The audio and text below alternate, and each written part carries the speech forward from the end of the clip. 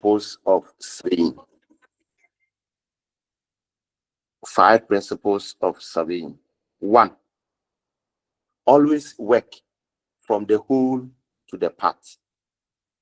Always work from the whole to the part. Number 2. Apply independent checks. Apply, yes. Maggie, your hand is up. Sir, please, have you projected your screen? Are you You sharing joined? your screen? No, you joined Are you? us late. That No, is no, why. no. Oh, okay, okay. Sorry. I've already made that known to everybody. That the screen will not come today because I am not at home. I traveled. I had a timetable later. All right. I thought I was going to do it over the weekend. So before the week ended, uh,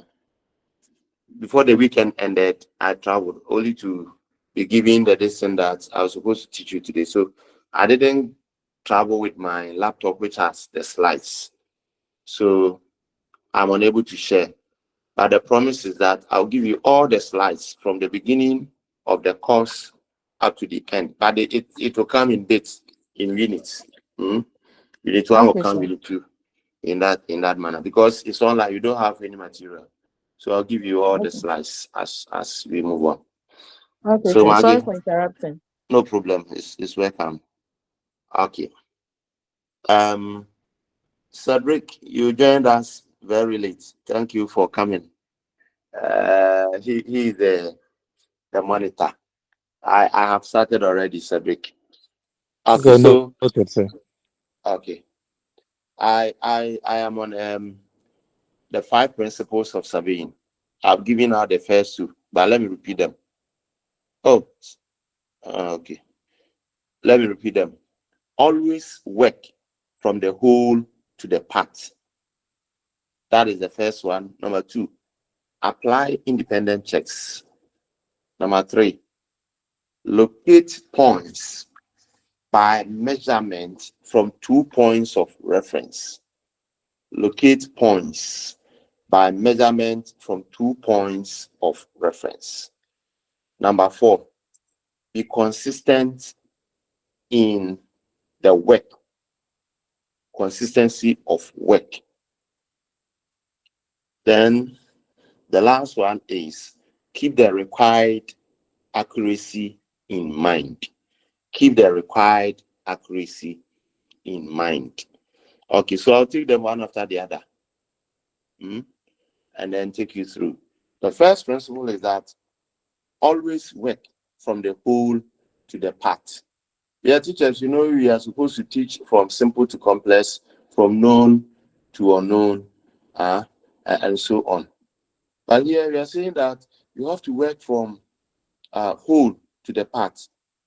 That is to say that whatever survey work you want to go and carry out is seen as a whole. It may be even your bathroom. That is a whole area. That's one whole. It can even be your room. That's one whole. Okay. And so before you finish the work, you have to approach it from the whole. And what does that mean? What it means is that you have to know the entire area. As you move on, you get to know the stages of surveying. You have to know the entire area. You have to survey the entire area. You have to go around the entire area. You have to know the boundaries of the entire area. And that is the whole. Now, after knowing the entire area, you make a mental note of it. And sometimes you even make a sketch, a rough sketch of the area that you are going to survey. That is what we mean by always work from the whole to the part. So after you have gotten to know the whole, after you have done your sketch, after you have memorized the whole, now you come and start with the parts. And what are the parts? Surveying has certain principles. As you move on, you hear. When they give you a place, it may be a regular shape, but the principle doesn't allow you to just start measuring. No, you have to triangulate. You have to divide it into bits and pieces in order that you can finish the work. There's a reason for the triangulation. When you get there, I'll tell you why, even though the thing has a regular shape, you still have to triangulate. I'll tell you. Triangulation means you have to divide the area into different triangles, and you measure those triangles, which will give you the whole. So the triangles that you build will be the parts. All right. And when the triangles come together, they give you the whole. And so to work from whole to part means get to know the whole area you are going to survey. Make a mental note of the whole area you are going to survey.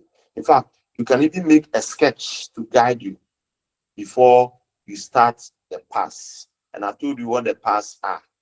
Triangulation, triangles built over the whole area you are going to survey. As you move on, you get to hear about triangulation and all of them. But if you hear triangulation, it's just a system of similar triangles built over an area. And how do you build it? I will tell you as you move on. So that is the first principle.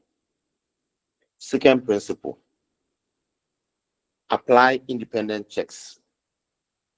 You are not perfect. It's only God who is perfect. Nobody. All right. And so surveying has a certain accuracy that you have to achieve. Therefore, don't trust yourself so much to think that you have applied all the principles, you have followed all the rules, and so your work is okay. Apply independent checks. Meaning, let somebody else go and check what you have done. All right? Maybe a co-surveyor, somebody who also knows something about surveying, let him go and check. It can even be a layman. All right? It can even be a layman, but let the person be independent so that as you do this, you are striving for accuracy. You want your work to be so accurate. You do not want to make mistakes. Because remember, surveying is on the land. It's about land. In the whole world, land is a big issue. And so if you are not accurate, say that you are adding an inch or subtracting an inch from somebody's land, you are preparing that person for litigation. Okay? And so you need to be accurate. Your work should be as accurate as possible. That is why you have to apply independent checks. Number three, as you go do, you are welcome. Number three, locate points. Locate points by measurement from 2 points of reference. By 2 points of reference. Mighty has just joined. I wonder why they are not coming. Okay, but I've already started. Locate points by measurement from 2 points of reference. Fine, we are here. Now, on maps, I hope you have done map reading and map interpretation. Anytime you want to fix the location of any object, the best way to do it is to measure that location from 2 directions. In geography, we talk about these 2 directions as longitudinal and latitudinal directions. If you measure the latitudinal and longitudinal directions, you have gotten the exact location of that object. That is the 2 points that we are talking about, or those are the 2 points that we are talking about. Now, how does that happen? For example, you have been given a map, and the map has, let's say, a certain building. A drawn map. There's a difference between a sketch map and a drawn map. A sketch map is not drawn to scale, but a drawn map is to scale. So the classroom example that I gave is a drawn map. Supposing you have been given a drawn map, and so there is a building you have to, indicate. Now, let's say you're doing reduction or you're doing map enlargement. All right. Now, in map reduction, for example, you have to draw a new outline. We call it outline. Or you have to make a new sketch.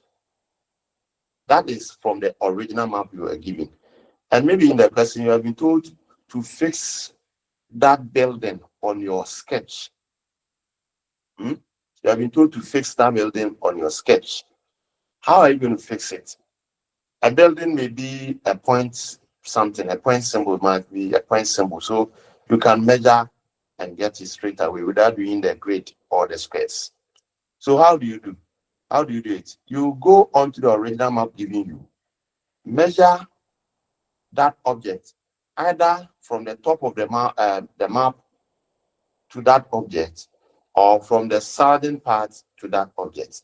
That would be the longitudinal measurement or direction. And when you have gotten it, you drew your sketch or your outline with a scale factor. So you use your scale factor to reduce it. All right, let's say you are drawing the map to half the original size. Okay, so the original map, let me use your classroom study. The original map was 10 by 8 meters. 10 by 8 meters. Okay, so you are reducing this to half. You are reducing it what? To half the original size, for example. So if you are reducing it to half, it means the 10 will give you 5. That means that you have 5 centimeters. Okay, then the 8 will give you 4. That means that you have 4 centimeters. That is half. Now, after you have measured either from the top or the bottom to that building, you are also going to divide whatever you got either from the top or the bottom by half. Okay, and so let's say you measured and you got 4, that would be 2. That is the longitudinal one. So you measure from the top or the bottom, depending on where you did your measurement, and place a dot there. Then you measure from left to right. Okay, from left to right. It can be from right to left or left to right. Okay, so when you are done with that one, let's say you did that one and you got 7.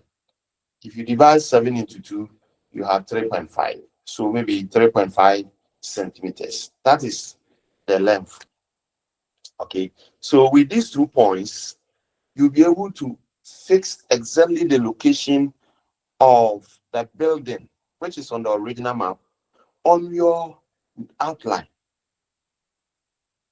And so for you to fix the location of any object, at least you have to measure from 2 points. And before you measure from 2 points, there should be a point of reference. That is why I said that in fixing the location of any object, all right, you are doing it relatively. You are doing it using existing features, existing stations, existing structures as a reference point. In this case, our existing structure will be the top line or the line at the left or the right. So with these two, you are able to fix the location of the building from 2 points of reference. That is the third principle. Now, the fourth principle. Any questions so far? All right, let's move on. The fourth principle, consistency of work. In surveying, you have to be consistent. Yeah, Dominic, your hand is up.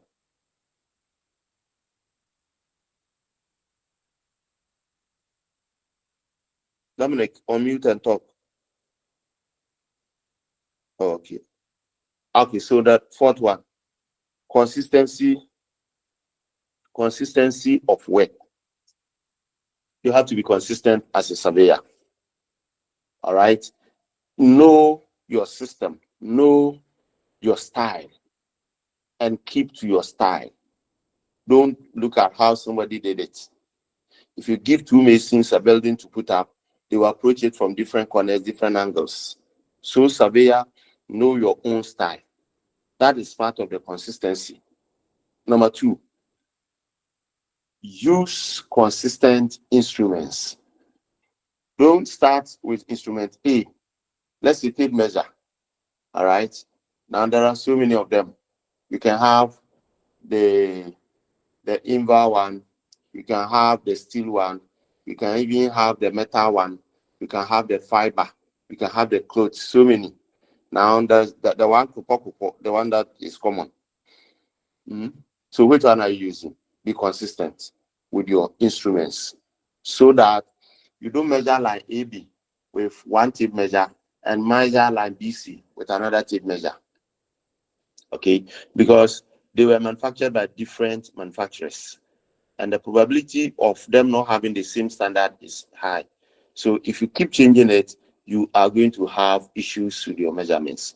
Be consistent with your work, with the tools you use. Another part of consistency has to do with the regularity of your work. Once you start, you don't stop until you are done. I repeat, you start surveying, don't stop until you are done. That is part of the consistency. Okay, so if you start today, Tuesday, at the close of work, before night catches you have closed, or when night catches you up, you close. The next day you come and start. If you're unable to finish the following day, you come in. So you are going to do it all day up, because if you stop and start or restart later, the likelihood is that everything will change. A whole lot can change. It's just like putting up a building. If you are regular, it goes wow. But assuming you started and stopped along the line for 1, 2, 3 years, you haven't gone back, it will take you a whole lot to be able to restart. All right. The sand that you hit might have even been eroded. Okay, a whole lot would have changed. So be consistent. That is another part of the consistency. The consistency also has to do with the personnel. Personnel. As a surveyor, you are not going to do the work alone. Nobody can do surveying, especially elementary surveying. Soul, you can't do it alone. You need some people. An ideal team or an ideal survey team has 3 people. 3. The main surveyor and 2 others. 3 people. As you move on, I'll tell you the work each of them does. You need 3 people. Now, the 3 people are not as all the 3 are not expected to be surveyors. You can pick anybody who has knowledge, give the person briefing, train the person for the person to go and help you. All right. And so if you are not consistent with those people you have trained, you have briefed, and you keep changing them, you're going to have issues. Anybody who will go and start off from where the other person left will have issues. But if I'm the one, the same person who did it yesterday, and I'm doing it today, Finn, what's happening? You keep going and coming. And I'm actually Isaac too. I'm a coming. All right. If I am the same person who ended at a point, tomorrow, if I'm going to continue from that point, it is not difficult for me at all. So these are issues to do with consistency of work. Robbie, consistency of work. And the last one is keep the required accuracy in mind. Keep the required accuracy in mind. Yes, as I told you, there's no room for errors. As you move on, you shall learn errors. You shall learn or go through the theories of errors. There's no room for that. Okay, so everything in your power should be done to eschew errors. And when that is done, it means you have acquired or you have been accurate in what you are doing. So surveying has to be accurate. I told you that it is land you are dealing with. And so if you are not careful, you are either going to subtract or add to somebody's land. Litigation, court, because land is precious. So even an inch is so much for people. And this is because of the GPS that they use, the cadastral that they use. You cannot do that. In other words, you cannot add or subtract. You can only be accurate. These are the 5 principles of surveying. Any questions so far? Man, what you must see, you keep going and coming. What's the issue? Any person? The last one once again. I said, keep the required accuracy in mind. How accurate do you want to be? You have to keep that in mind. You understand? You cannot Yes. do any shoddy work. Your work should be as accurate as possible. Okay. And that's why you apply independent checks. So that if you have either people or other people coming in, you have other people giving their impressions and so on, your work can only be good. And that means that errors would have been reduced significantly. We are moving on to another heading known as Survey of the Earth. Survey of the Earth. All about surveying is the Earth, because you cannot survey the sky, even though it is doable. The astronomers, the astrologers do it. But we surveyors do it on the Earth, on the land. So we're going to look at the Earth and what it is. Mainly, we're talking about the shape of the Earth and the dimensions of the Earth. You need to know that. Years ago, the Earth was believed to be flat. I believe you are aware. People thought the Earth was flat. All right. Until some people came in with their findings before we came to the conclusion that the Earth is not flat, but at least it is a sphere. Okay. And so we're going to look at about 3 people in history who have contributed to bringing this idea, contributed to our knowledge about the Earth we occupy. All right. So invariably, this is also about the shape of the Earth, which is one of the early topics you teach in the secondary school, the shape of the Earth. So in time past, a number of geographers have attempted that, explorers, most of them Greeks.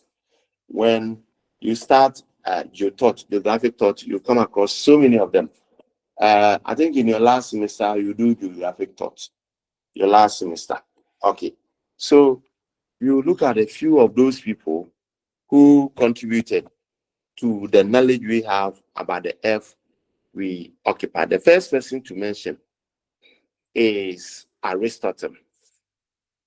Aristotle. He lived from 384 to 322 BC. I hope you know BC.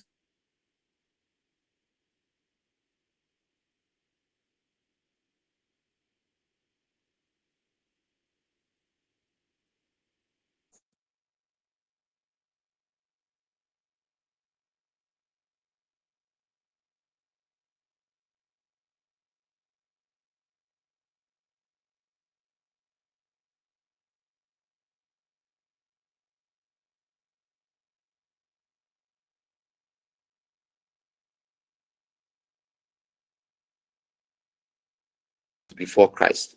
And I hope you know the difference between BC and Aristotle, who contributed to our current knowledge that the Earth is at least spherical and not flat. And what did he do?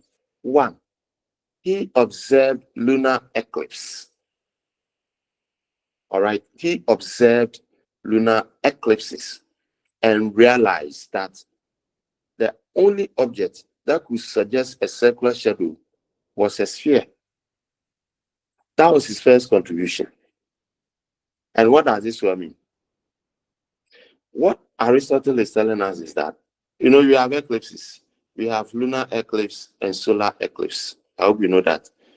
Okay, so a bit of eclipse. There are 3 celestial bodies in operation. The sun, which is a stationary object, the earth, which is revolving around the sun, and the moon, which is also revolving around the earth. So it's like that. It gets to a point, all the 3 of them are on one straight line. And when that happens, it means either the moon will come between the sun and the earth, or the earth will come between the sun and the moon. If the moon comes between the sun and the earth, it is known as solar eclipse. If the earth comes between the sun and the moon, it is known as lunar eclipse. Now let's dwell on lunar eclipse, because that is what Aristotle is telling us. He made us aware that the earth is not flat, it is what? Spherical. And his proof is the lunar eclipse, saying that during lunar eclipse, the earth comes between the sun and the moon. Now, when that happens, the earth, because all of them are taking the energy from the sun. The sun is the controller of the solar system. All right. So the earth is taking its energy from the sun. The moon is also getting its energy from the sun. And so when the earth comes between the sun and the moon, because the sun is shining, all right, giving light to the two of them.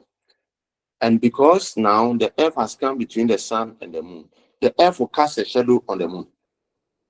And each time Aristotle observed this happening, he observed that shadow was always circular. That shadow was always circular. And so he concluded that it is only a circular object that can cast a circular shadow. Therefore, the earth is not flat. It is circular because the shadow it casts on the moon during lunar eclipse is also circular. That was his first contribution to our knowledge about the shape of the earth. His other contribution was about something we call the ship's visibility. Ship's visibility. Ship. All right. And it is one of the tacit proofs of the sphericity of the earth. Ship's visibility. I hope you have all gone to the beach before. You have gone closer to the ocean. If you haven't been there, no problem, because not all of us are living along the coast. Okay. But if you get to the coast, all right, and you see, there's something we call horizon. There's something called horizon. If you have been observing, if you're standing at the coast, watching the ocean, you'll find, I guess, to a point, it will appear as if the ocean and the sky are meeting. That is what it is. It will appear as if the sky and the ocean are meeting at a point. But that is not so. They are not meeting. That is happening because the earth is spherical. And that point where it appears the two of them are meeting is a point where you cannot see beyond. You can't see beyond. But in reality, they are not meeting. That is happening, or that is appearing to your eye because the earth is what? Spherical. If the earth were flat, that will not happen. That wouldn't be the case. So if you observe a ship coming from the horizon, that far end, all right, you will not see the entire ship because the ship itself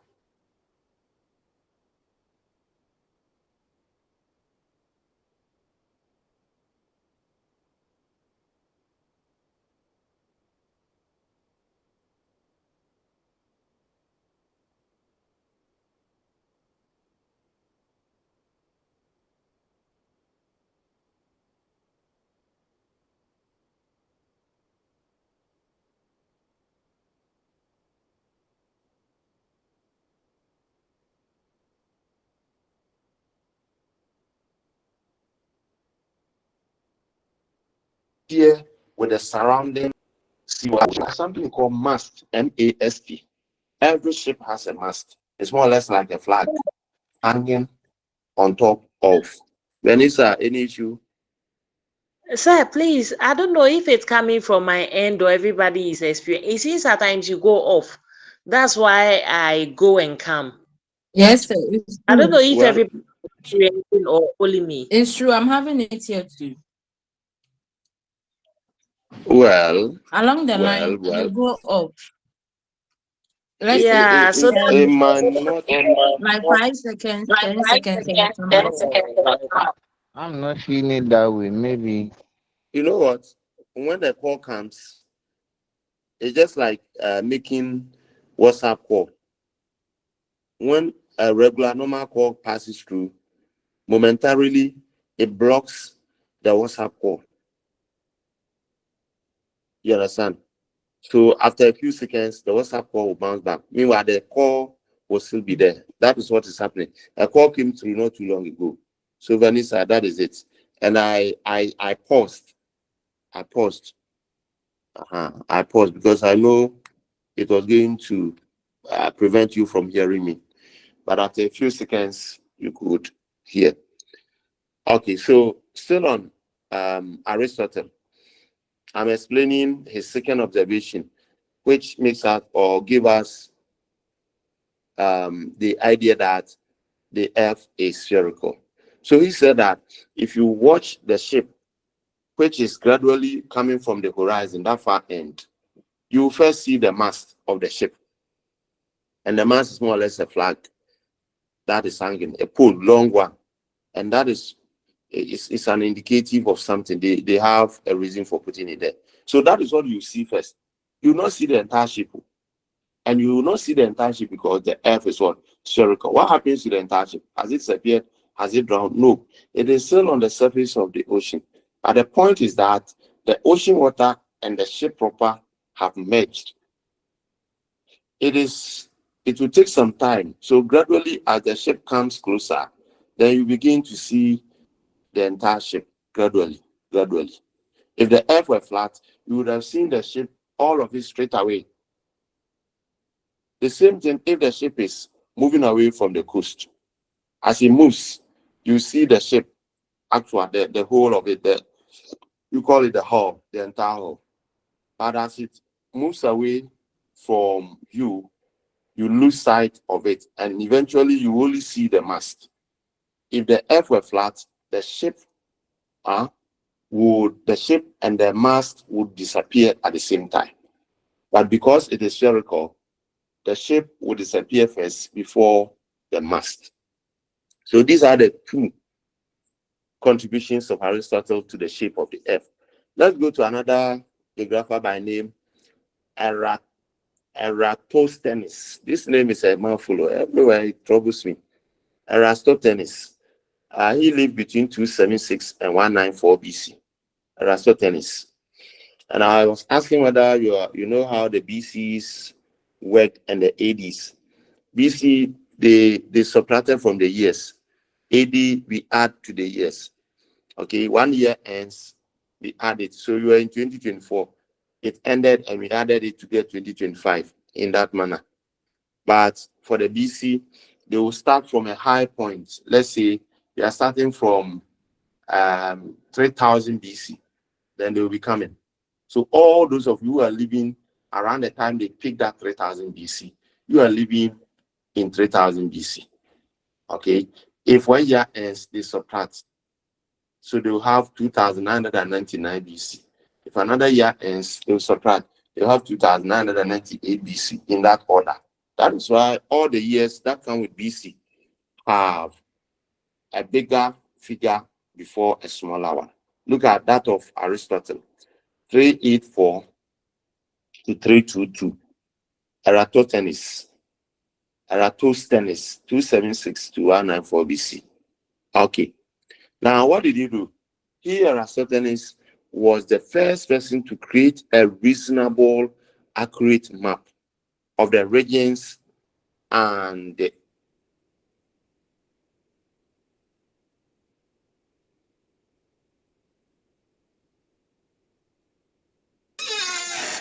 Please, is dog off? Or it's coming from my end? It's off. He's I'm Yes, trying it's to off. It's off.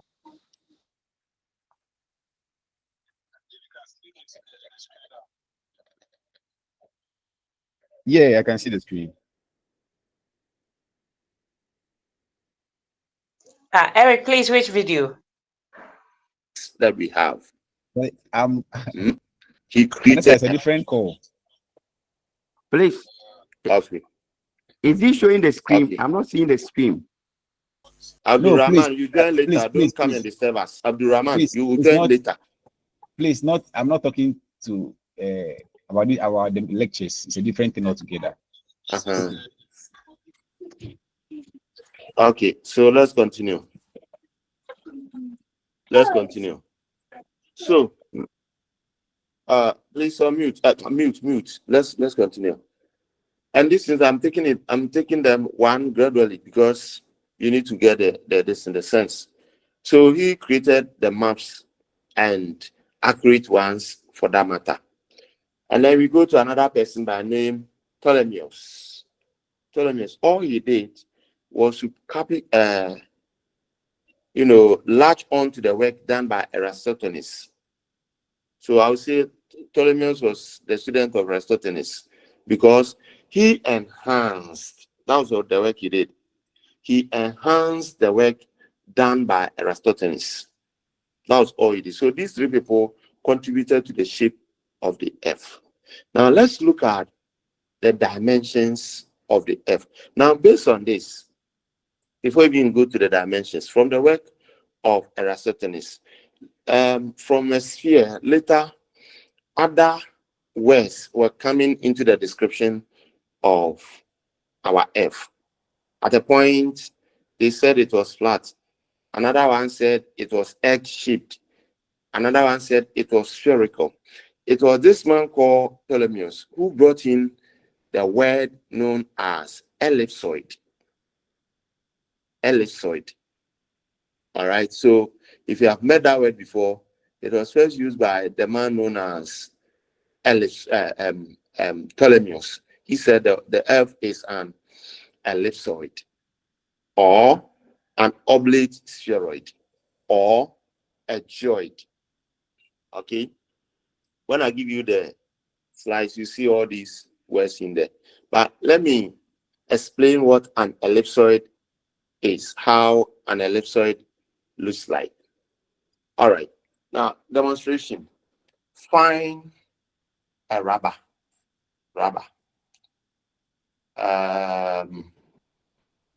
Find a rubber. Blow air into it. I mean, the rubber that they use to bag water, the penny one. That is more elastic. It expands. Or it can even be balloon. Blow air into it and tie it. Okay. Now, when you have done that, put this balloon or rubber on a flat surface. Put one palm. You can also put it into your palm.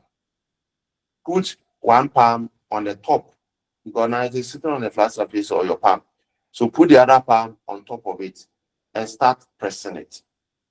Press it from the top. Press it from the top. You realize that the part that is sitting on the flat surface, I mean the balloon or the rubber, will also become flat. And the part where your palm is lying will also become flat. And the middle portion will be protruding outward, will be expanding the middle portion. All right. That expansion or that expanded middle portion is known as bulge. B-U-L-G-E. Bulge. So the air bulges in the middle. And that is what we refer to as a geoid or an ellipsoid. A geoid or an ellipsoid. I hope that is clear. A geoid or an ellipsoid. Okay. So this work is coming from the man known as Ptolemyos.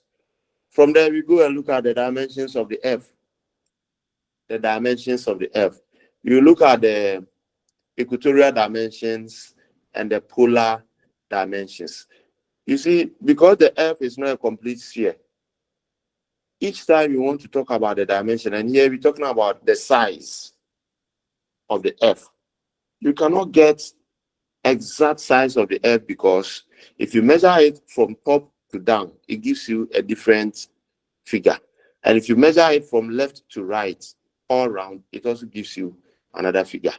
And so the measurement from top to down is known as the polar distance or polar measurement. The one from left to right is known as the equatorial measurement. So you look at the two. But let's look at the radius of the Earth at the equator. Radius of the Earth at the equator. How is it? What is it? The radius of the Earth at the equator. I hope you know radius. All right. If you pick your, I've told you to buy mathematical set. If you pick your compass and open it and plant it on any sheet of paper, you can draw a circle. That opening on the compass is the radius. Okay. And that is half of the circle you will draw. So if you do that with the F, we have 3,963 miles. That is the equatorial radius of the Earth. Okay. And then we also talk about the polar radius of the Earth from the pole. From the pole, we have two poles, North Pole and South Pole. If you measure the Earth using the radius from the pole, we have 3,950.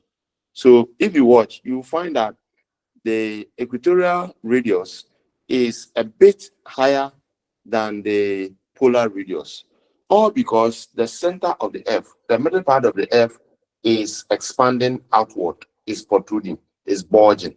That is what causes this. All right, now let's look at circumference also. Circumference. Okay, so we're looking first at the equatorial circumference of the Earth. Equatorial circumference. Now we know circumference, the entire journey around the Earth. If you go through it at the middle, the equator, all right, you cover 24,901 miles, equivalent of 40,075 kilometers. But if you are journeying from pole to pole around it, you are going to cover 24,860. Again, check, you'll find that the polar circumference and the equatorial circumference, all right, are different. The equatorial circumference is higher, bigger than the polar circumference. And the reason is what I have told you. So those are the dimensions of the asase that we occupy. Okay. Any questions so far? Let me see those that I have here. Who are they? Holiness, Vanessa, Abugbila, Eric, Abdurrahman, Maggie. Who else? Others are Beauty.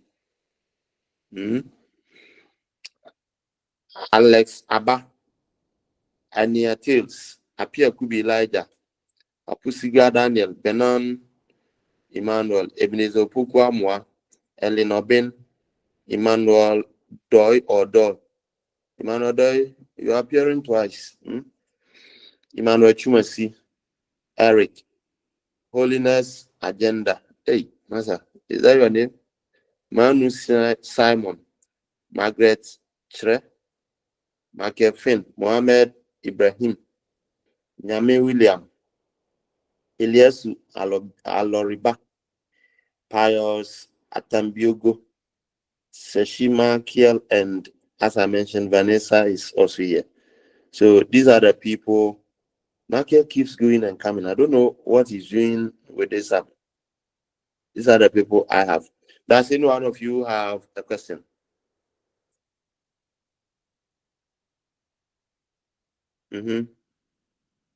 Anybody with any question? Because I'm moving on to another thing known as types of surveying. Types of surveying. If you can. All right, then let's go on.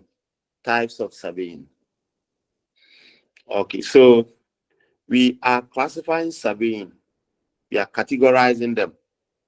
Okay, but surveying can be categorized into two broad areas or two broad types. We have two major types of surveying. Okay, but we have different categories. So you look at the types, which are two, and look at categories or classes, classifications, which will come later.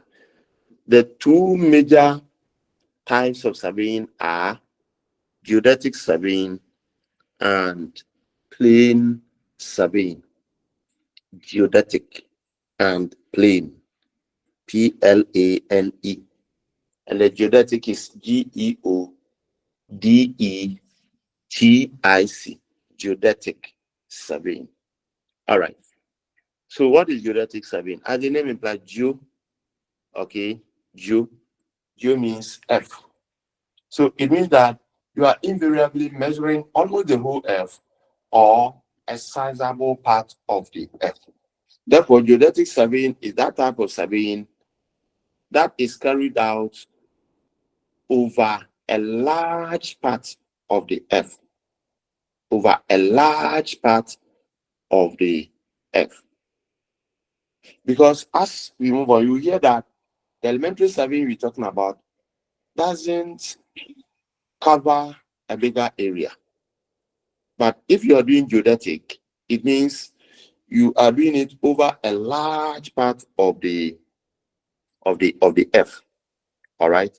So that is geodetic survey. Now, how large should that part be? How large should that part be? That part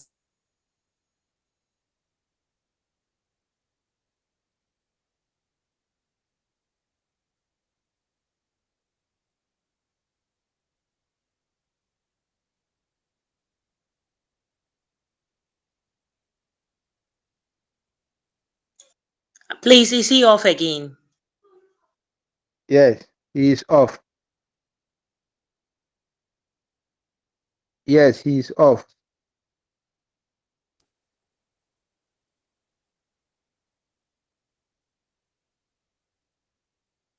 Can you hear me?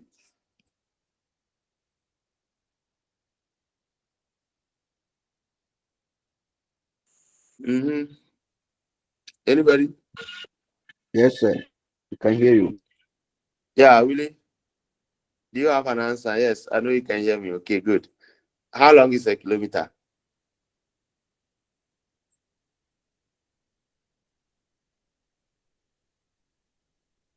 Hey, but let's not forget, I am not on any of your platforms. Neither am I in any WhatsApp contact with any of you. So the slides, where should I put it? Let's Please give it a cross rep. rep. Then Doc, please, tell the I'll cross contact you. I'll contact you and add you to a group. All right, okay, Vanessa. Thank you. Okay, all right. Okay, so how long is a kilometer?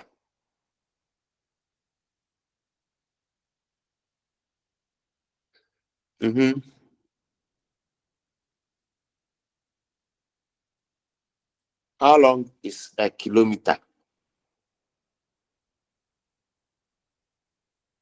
Nobody. But you have done map reading and map interpretation, haven't you?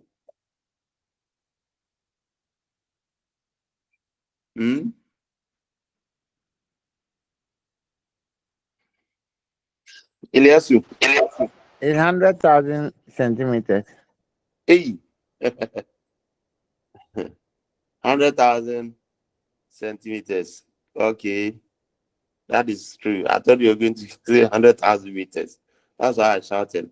In fact, a kilometer is 100,000 centimeters. True. So if you know how long a centimeter is, 100,000. But I wanted you to do it in meters too. Then it's 1,000. That'll be 1,000 meters. 1,000 meters Make is true. So let me do it simply for you. Go to the school field, the running tracks, measure 100 meters, and check how long it is. 10 of that 100 meters will give you 1 kilometer. 10 of that 100 meters. I hope you do sports. Somebody is saying I am slow. I don't know. Slow in what sense? In terms of how I'm moving? All right, then maybe I have to speed up, but I just want to take it easy so that you understand so many things. Those who just joined, I've already stated that you need mathematical sets. And then I will need some additional time different from what has been allotted us, because surveying, the plotting alone will take us, will take a lot. All right, so that is geodetic surveying. The rest, you find it on the slide. Now let's talk about plane surveying. That is the opposite of geodetic surveying. Plane. It is a type of surveying that is undertaken over a very small area. Now back to the geodetic, I mentioned over 250 kilometers square. That should be the size, over. So picture any of our cities, which of them is more than or is up to 250 kilometers? None. So it means that if you put the whole of Accra, for example, together, it is less than a geodetic surveying can have. You understand? All right. Then the plane surveying is what I mentioned, that it is carried out over a very small area, and that area should be far less than 250 kilometers square, less. So maybe your school compound, all right, maybe your school field, maybe your market area, maybe a very small village or a very small town. Okay, these places you can undertake plane surveying because it takes place over an area smaller than 250 kilometers square. The two have been compared here in the book, but everything that I've mentioned is what has been used for the comparison. So I'll leave it there. You see it in the slide. Let's move on to the next one, classification of surveying. What we did is types, two major types, but classification. All right. When you hear classification, it means there is a metric or there is a standard. Okay. So in class, for example, I can classify you because you wear mufti. I can classify you according to the color of your attire. So when that happens, I can get those with light colors and deep colors. I can classify you according to your height. When I use that, I'll have the tall ones, the short ones, and then the medium ones. Okay. I can even classify you according to your skin color. So anytime you hear classification, it means there is a certain standard. There's a certain standard around which that those things are revolving. So we're going to classify surveying according to instrument, the type of instrument used. That is the first classification scheme. According to the type of instrument used. Okay. And we can also classify it according to the method used. We can classify surveying according to the purpose of the survey. And we can classify it according to the nature of the survey. So we have 1, 2, 3, 4 different classification schemes. That means that surveying has different ways of doing it, but we can put them under headings. So what we are going to do first will be the heading known as instruments. So those surveying methods that are done with specific instruments are the ones we are going to talk about first. And so from that heading, we have chain survey. Chain. Not dog chain or chain. Chain and casa. There's a special chain used for surveying. Okay. Now, what you have to note is that in chain surveying, the main instrument is the chain. Now, those of you who are ICT inclined, you can go online and check chain for surveying. You see the photo. When I bring you the slides, you see the same photo. All right. Chain surveying, chain. It is common. These days, everything is online. So You can check. Now let's describe the chain. The chain, one thing you have to note is that chain surveying is the most simplest type of surveying. It is the most elementary type of surveying.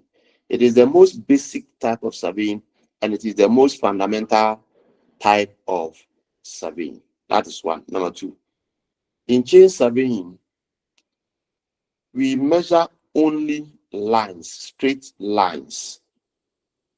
Straight lines. We measure straight lines with a chain, and let me introduce the second one, or the tape. All right. I'm giving you characteristics of chain surveying. Number three, in chain surveying, we don't do angular measurements. We don't measure angles. We don't measure angles.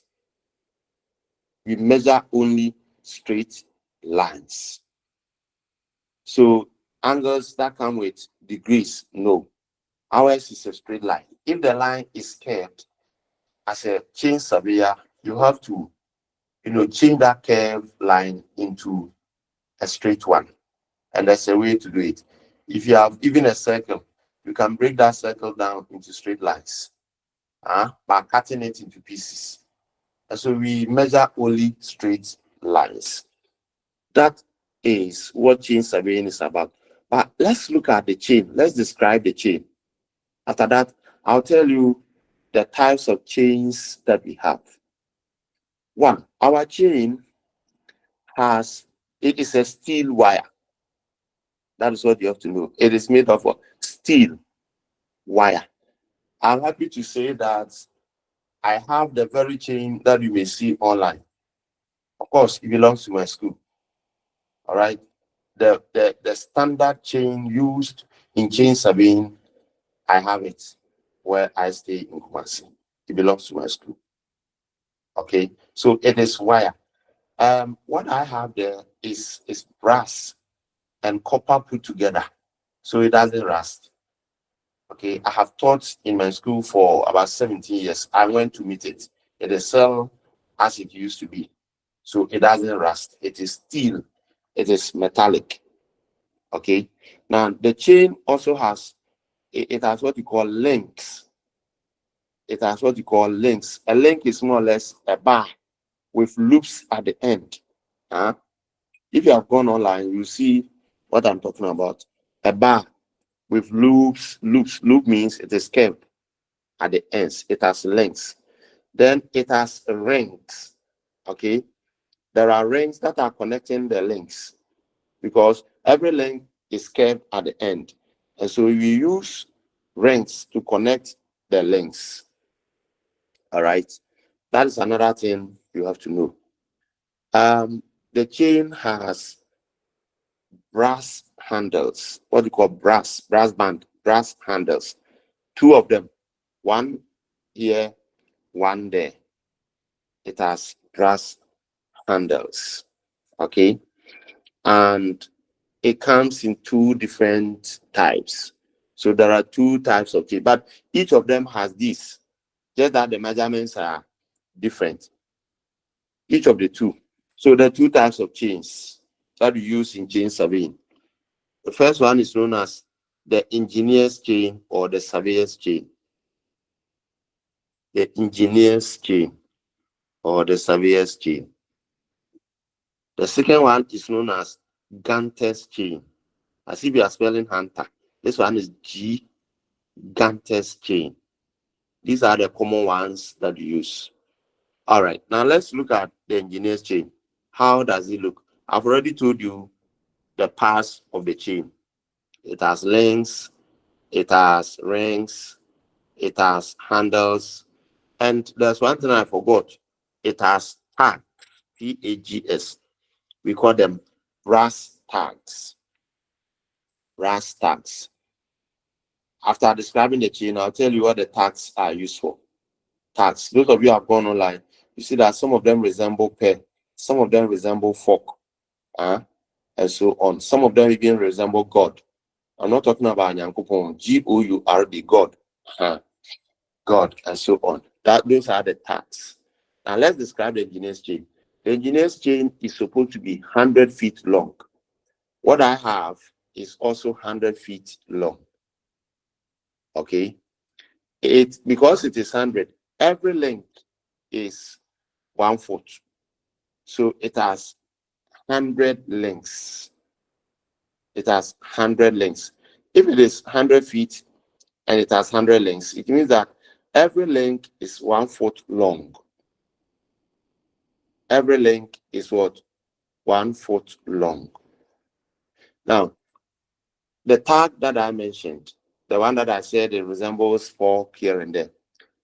If you count every 10 lengths, we call it a decade. If you count every 10 lengths, you put one brass tag there. Sorry. Those of you are Catholics, and when you are reciting the rosary, every decade is separated from the other.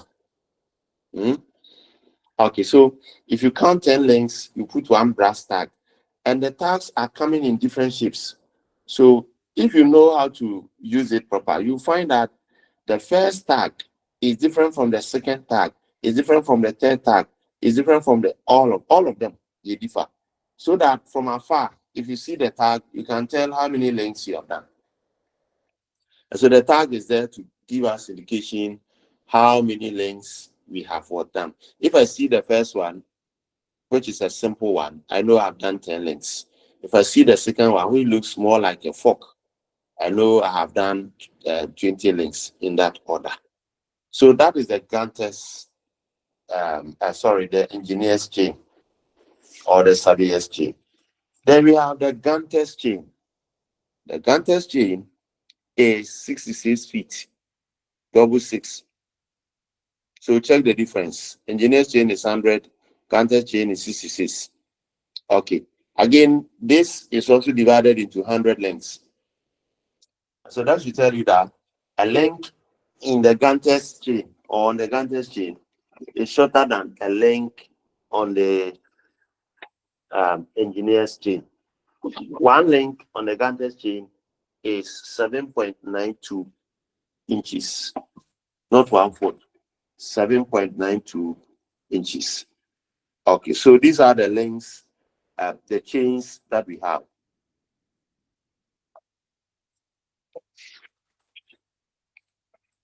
Now, there is a diagram here that requires explanation. But because you don't have the slides yet, I'll not explain. Because if I explain, you didn't see what I'm even explaining. It's a diagram.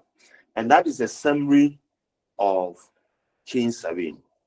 In fact, anybody who has understood that diagram has understood chain surveying to the fullest. So when I give you the slides, and later in the book, we will meet chain surveying again. I'll use that opportunity to explain this diagram on page 8 of the book. So I'll leave chain surveying there, and that is the end of it. The second classification, according to the instrument used, is known as leveling surveying. Leveling surveying. Yes, I hope you have seen level before. The one masons use to check how straight their walls are. But it's used by almost all the artisans. Carpenters use it, plumbers use it, tilers use it, apart from painters, even steel benders also use it. Okay, that is what you're talking about. And that is the main instrument. That is the main instrument used when it gets here. That's why we call it leveling surveying. Leveling surveying. Now, we undertake this surveying in respect of fixing points such as height of 1 point from the ground, elevation of a building, etc., etc. What am I reading or what am I saying? What I'm saying is that if you are undertaking this surveying, it means you are either doing vertical survey, because it can be done. You can be told to survey, let's say, a building, for example. All right. You are to survey a building. height of 1 point from the ground. So a building, how tall is it from the ground to the top? You can do that survey and the level will help you. It is also a type of surveying that is done on slopes. On slopes. Remember that change surveying, as you mentioned, doesn't happen on slopes. No, we don't do change surveying on. In fact, there are different types of slopes. On gentle slopes, yes, but on steep slopes, no. So where the area to be surveyed is steep, what do? I hope you have seen fence walls before. Fence wall, people's fence walls. Okay, somebody has added me to a group. I think that is Vanessa. Fence wall. If a fence wall is over a steep slope, how do they build it? How? You see that they don't build the wall with the same height. Some places, if you are closer, they are with the same height, but some from afar, if you look at it, some are higher than others, like that. But if you get closer, they are of the same height, like that. Okay, we call it steps. So another name for leveling survey is step chaining. And how does that happen? How do we do that over a steep slope? First, you get something we call ranging pole. Ranging pole, maybe you haven't seen one before. Those who are athletes or have been watching athletics, javelin. I hope you have seen javelin before. Hey, the number keeps reducing. Hey, Maggie, your time something there is something. Okay. You are now 11 plus 7, 18 instead of what I used to have. All right. So to do leveling survey on a steep slope, first you have to get your ranging pole, which is one of the instruments you carry to the field. Okay, so get 2 of them. Look at the slope, all right, and divide the slope according to using the ranging pole. So you plant one here, you go small, you plant another, you go small, you plant another. So what do? The one on top of the slope, you see, you start from the bottom. The one on top of the slope, you put your chain at the foot of that one. Let's say you have planted them so many on one straight line, but we are starting with the first 2.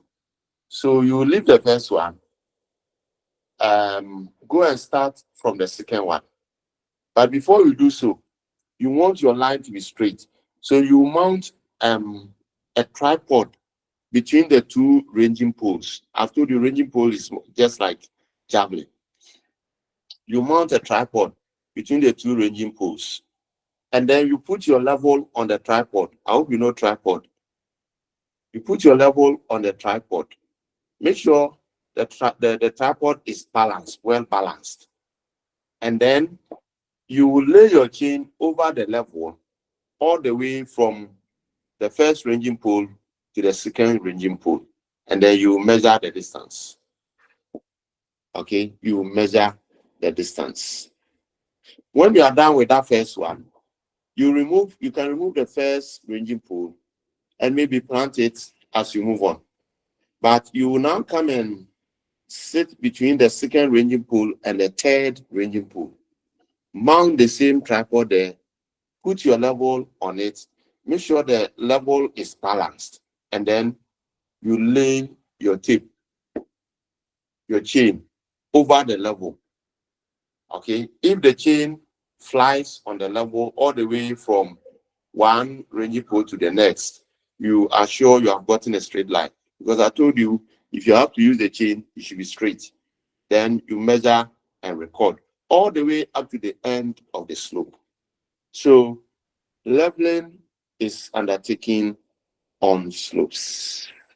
That is leveling survey. The next one is known as photogrammetric survey. Photogrammetric survey. Okay. And this one has to do with photo. And you know, photo is light. Okay, so if you have to survey an area and you are going to do so by producing photo, what do you think it is going to be? This is the taking of measurements with the help of aircraft. These days, you can use drone with the help of aircraft or drone. But I think aircraft is better because on the drone, you only have the camera. It will video for you. But on the aircraft, the airplane, you have the camera, you have the plotter, you have the scanner. All these are fitted onto the aircraft. So the aircraft will hover on the overhead, will fly overhead and be running over the boundaries. Okay? It'll be running over the boundaries. Remember, we have GPS. There's GPS also in the aircraft. It will be running over the boundaries, scanning, taking photos, taking videos, and then doing the plotting at the same time. So before that work ends, you will have a photo of the area that has been what? Surveyed. All right? The photo of the area that has been surveyed. It's just like you want to have an area view of a settlement. You want to have a view of an entire settlement. You cannot stand on the ground and do it.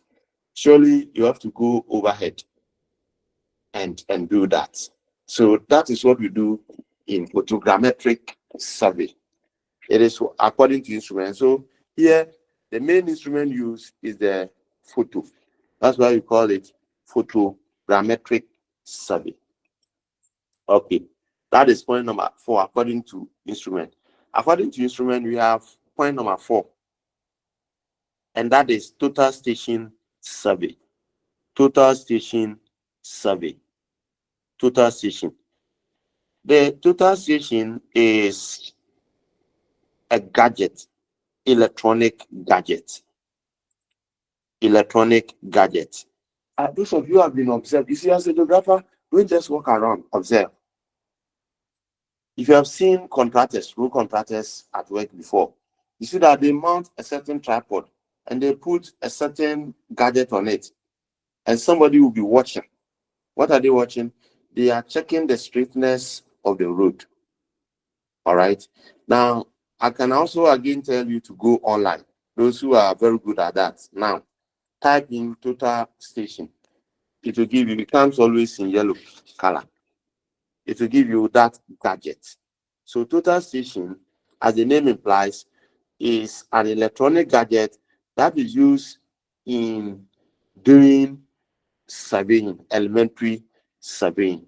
And this, it is called total because it gives you about 5 things at a go, unlike the others. Number 1, this one is able to measure your distances for you. Number 2, this one is able to measure your angles for you. Number 3, this one will capture your data and process it for you.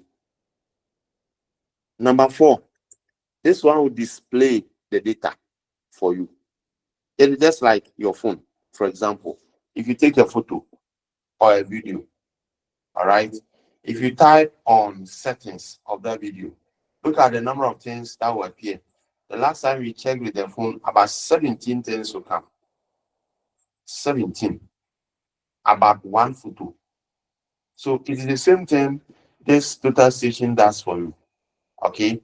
You mount it, and then you see the ranging pole is still there. So you mount it at around the ranging pole. There's another ranging pole at the far end. So you look into it as if it's looking into a camera, and then that straight line will be captured. That is the data. How long it is will be captured. That is the distance. The angle at which you are taking it will be captured. And then it will process it. That is to say, it will plot it for you. That is the processing. And then when you are done, if you want to view what has been processed, it will display it for you. All right. Now, after it has displayed it for you, that is not the end though. It is going to save it for you. It is just like having taken photo with your phone. It's automatic. Correct? you don't need to go fidget it before you can save it, unless you want to edit. As soon as you take it, the machine will save it for you. So the same thing, the electronic device that the total station will do. Elsewhere, we can also call it EDM, electronic distance measuring, or electronic theodolite. That these are other names you give to it. Okay. It has been there, but it has now been modernized. So it has a number of parts. It has just like the phone. It has a number of parts. It has a targeting site. It has center mark. It has optical plummet. It has tripod base, where you put it on a tripod. This one, I think we have it also, but we have the old version, my school. It has the screws to level it. It has display window like the screen. It has keypad, what you call operating keys. Okay. It has screws that will help you to sit well and so on. And it has the objective lens, a whole lot of parts. But nobody will ask you in an exam to draw and label. No. You only have to know that it is one of the types or classes of surveying according to instrument. We are moving to the next one, known as GPS survey. Any question? We move on. I've told you, if I have any question, you raise up your hand. People keep going back. Why? So now you are about 19 only left. The whole country, all the centers. Oh, when you see, and you remain so and convenient, comfortable, people are not journeying. You do it like this when you get to exam, then you'll be facing difficulty. If you come online this way and we are all explaining, at least you get to hear or understand a few things. It is better than not coming at all. Now we are going to GPS survey. GPS. And I hope you know the meaning of GPS. Anybody? The 19 of you. Geographic positioning system. You are close. You are close. So global position system. Exactly. That is the meaning of GPS, Global Positioning System. It tells you that if you are with this gadget, wherever you are on the globe. The globe is mapped. Okay, the globe is mapped. So wherever you are, the coordinates where you are will show.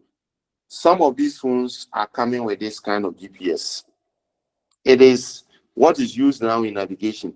This is, unless it's a village, if you are traveling in city, you can go anywhere without anybody giving you direction. You understand? This is what aircrafts also use these days, because the whole world is digitized. If you have Google Map, wherever you point at, you see the coordinates. And so the GPS, the old ones look more like the machine. The machine Electoral Commission has been using to capture fingerprints. The BVD machine, the old version, it looks like that. So wherever you stand, or wherever you put it, or wherever you are, it can give you the coordinates.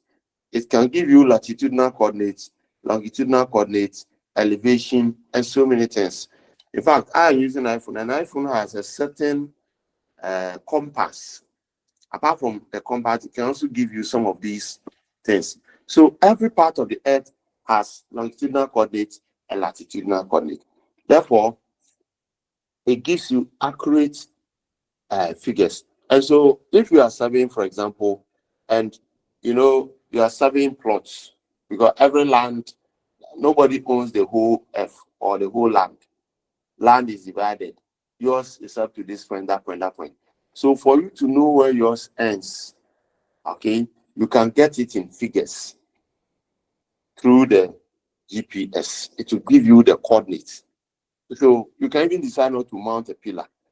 Once you go there with the same machine, you can scout around, and if you kept record of the figures you had earlier, you can say that this is where it should be and that is where it should be. Okay, so those who do road construction too, they mount it on a tripod and then they'll be looking into it. Okay. And that is what our skylines are using. They use the GPS. These are classes of surveying according to instrument, 5 of them. Chain, all right, chain, leveling, total station, GPS, and photogrammetry. These are the 5 according to the instrument used. We are still on the classification, but this time we are going to look at method. Classification of surveying according to method. But before then, any question?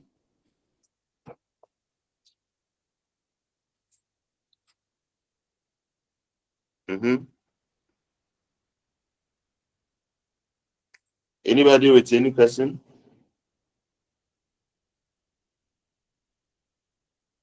Until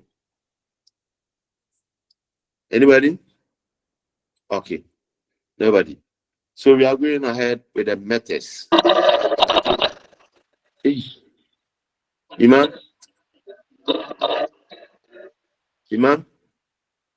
you have unmuted, but there's noise at the background.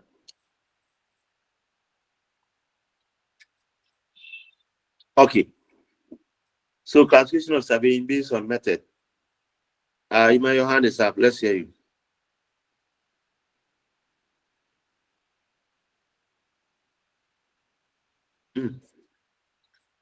Iman is not coming. Maybe. Yeah, Iman. Yeah, please was that can all these instruments be used in a particular survey or only one use at a time? Oh no, it depends where the surveying is going to take place. If it is going to take place on a slope, you know the method to adopt, leveling. All right. If it's going to take place on a small area devoid of any obstacles, you go for your chain. If you have to survey the whole town, if you want a photo, you go for the photogrammetry. All right. If you want the boundaries to appear in figures without necessarily recording them, you have your either total station or the GPS. So you are not carrying all these to the field, to a particular field. Somebody is talking about practical lesson. Manu, Simon. I doubt how that can happen because you are not at one center. Okay, you are not at one center. The one who called me, the lady, you said where? Paswa baby. Baby. So you all cannot come together to do the field work. Either than that, we would have done because my school we have almost all the instruments, the basic ones I mentioned. The tripod self, we have one, and so on. So it will be difficult doing that though, Simon. Okay, but I believe I've answered him. Yes. Hey, Kumasi there. It means I'll do.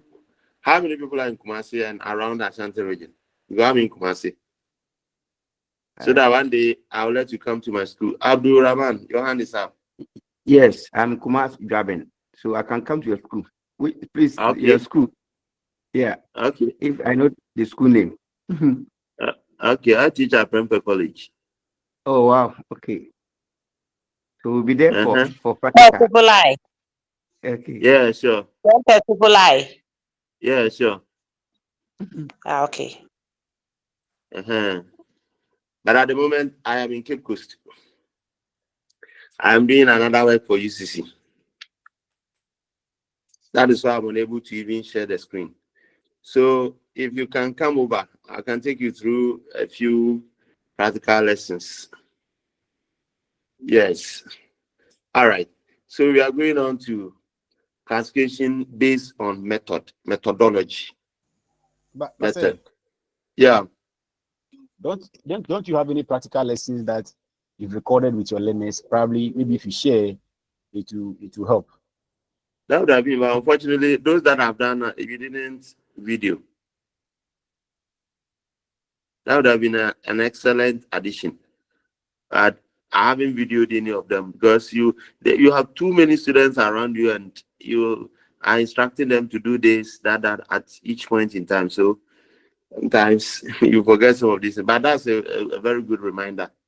Next time, maybe I have to record and use it in some of these lessons. All right. Okay. So we are back to surveying based on methodology, on method. Yeah, Simon, you are interested in surveying, right? Good. I can give you and it pays. So it pays to be a surveyor. You are needed everywhere, including even the aviation, the aircraft, the ships, and so on. So if you want to continue after taking the basic fundamental lessons like this, we have Ghana Institute of Surveyors. All right, it's based in Accra. That is where you go and do extra. You can also do masters in surveying. I think so far it is Legon that has a course in surveying master's level. But you can go and do the professional course. I think that one is 2 years intensive, where you get exposed to all the modern methods of surveying. And it is those people who work in the town and country planning. They say they call them spatial planning and something in the district assemblies. And they are the ones who are in charge of demarcating the plots, everything. And in fact, they are the ones who are supposed to even see to the proper planning of our settlements, whether old or new. So they can survey and tell you that this building is wrongly positioned. It must be demolished. All right. But in Ghana, you know the deal. You need so much money to be able to do that. So it is their work. And I tell you, it pays. It pays a lot. So, Simon, if you are interested, that is the way. Or later, you can get in touch. Oh, so who is that? Somebody applied. Sisi. You applied some time ago, but I didn't get the money to continue. All right. That's interesting. But now that you are gainfully employed, you can save some money and then continue with it. It's a passion. You need to have it. All right. So under the methodology, we have triangulation. Triangulation. I mentioned triangulation at the beginning of the lesson.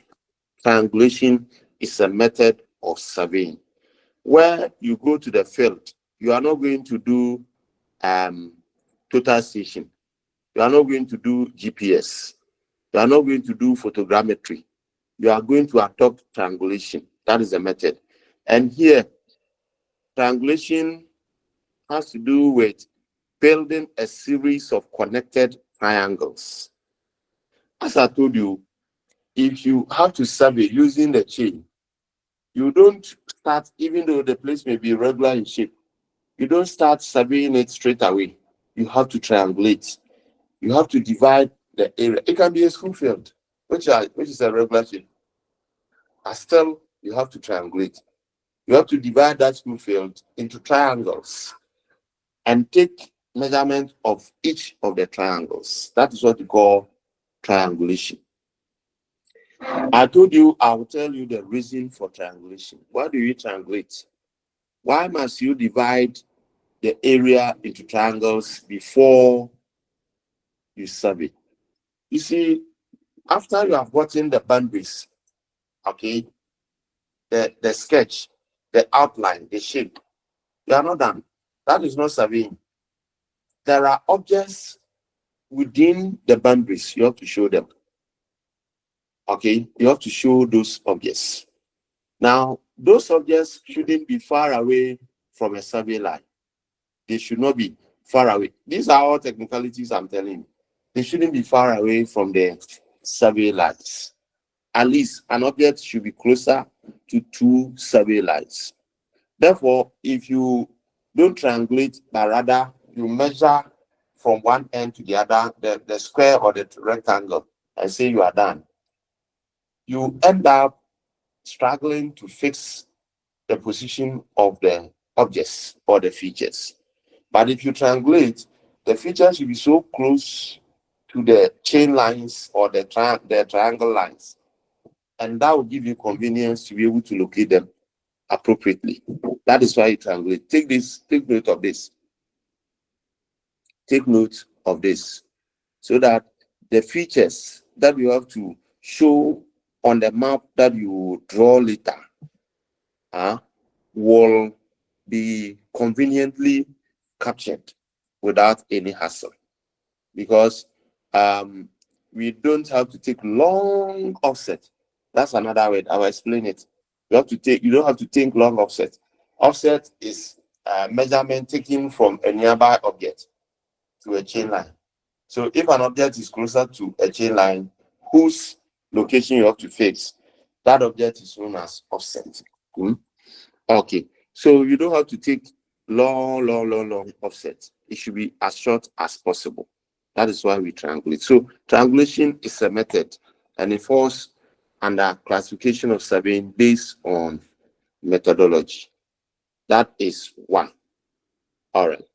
Now, when I bring you the slides, you see an example of triangles that have been built even on a regular shape. Even on a regular shape. All right. Okay.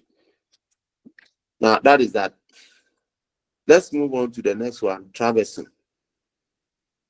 Traversing. A traverse is a series of lines connected by angles. They are a series of survey lines connected in sequence, such that the distance of the survey lines and angles between successive survey lines are measured from one point to another point in the field. All right, that is traverse. Maybe to the layman, basically we're talking about using the compass. And I'm happy to announce that I have a prismatic compass. I know some of you haven't seen one before. Prismatic compass. There's a difference between compass, the one you have in your mathematical set, and then prismatic compass, prism. That is what surveyors use, prismatic compass. I have the analog clock type of prismatic compass. Those who may want to come closer, I may show it and tell you how, teach you how to use it. All right. So we use that one when we are doing traversing. All right. That is what we use. So depending on the kind of instrument that you use, you can divide this traverse into so many parts. But as I said, traversing is an activity in surveying that you carry out on a series of survey lines that are connected in sequence, okay? Say that the distance of the survey lines and angles, importantly, listen carefully, and what? Angles. So you are not just measuring survey lines, so you are also measuring angles, because you are using compass, and compass comes in degrees, and that is angles.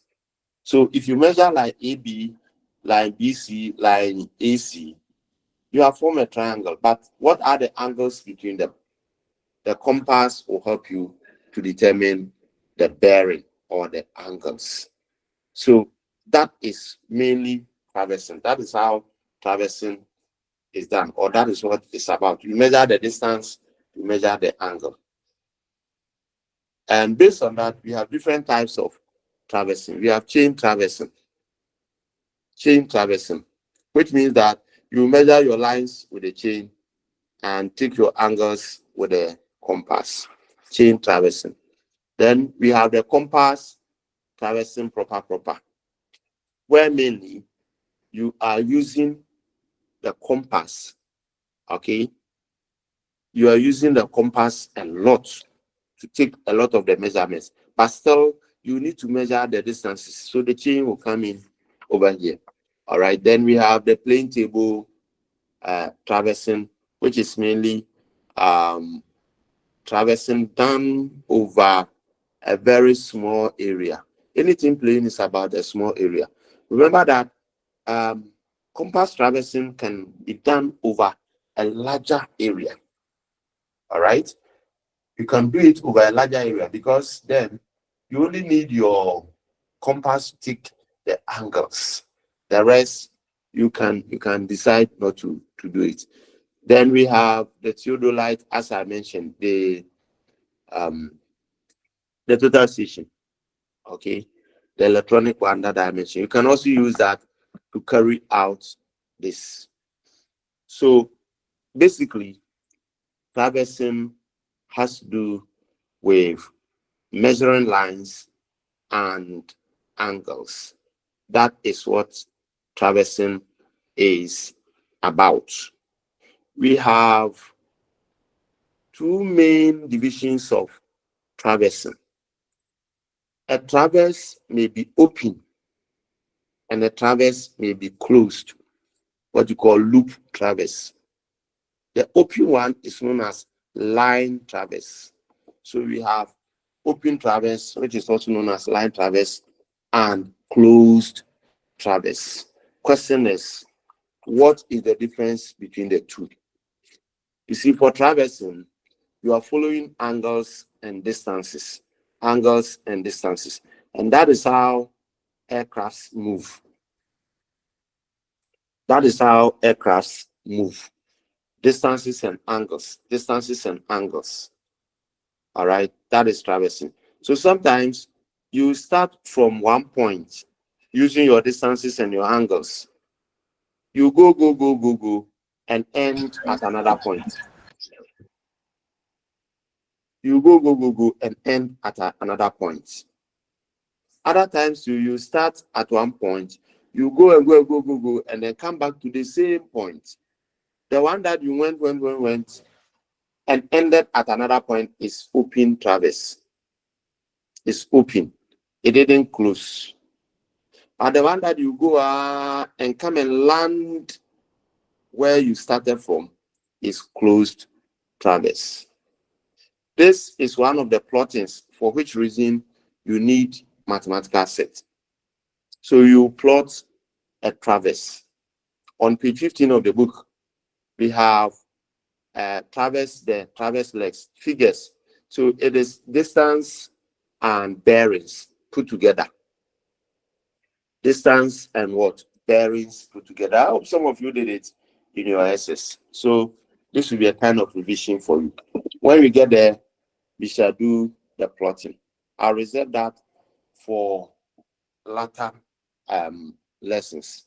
But the point is, we have open traverse and closed traverse. Open traverse starts from a point and ends at another point. Closed traverse starts from a point and ends at that same point where it started from. These are the two divisions. Any question? We have about an hour left. We can do still some more.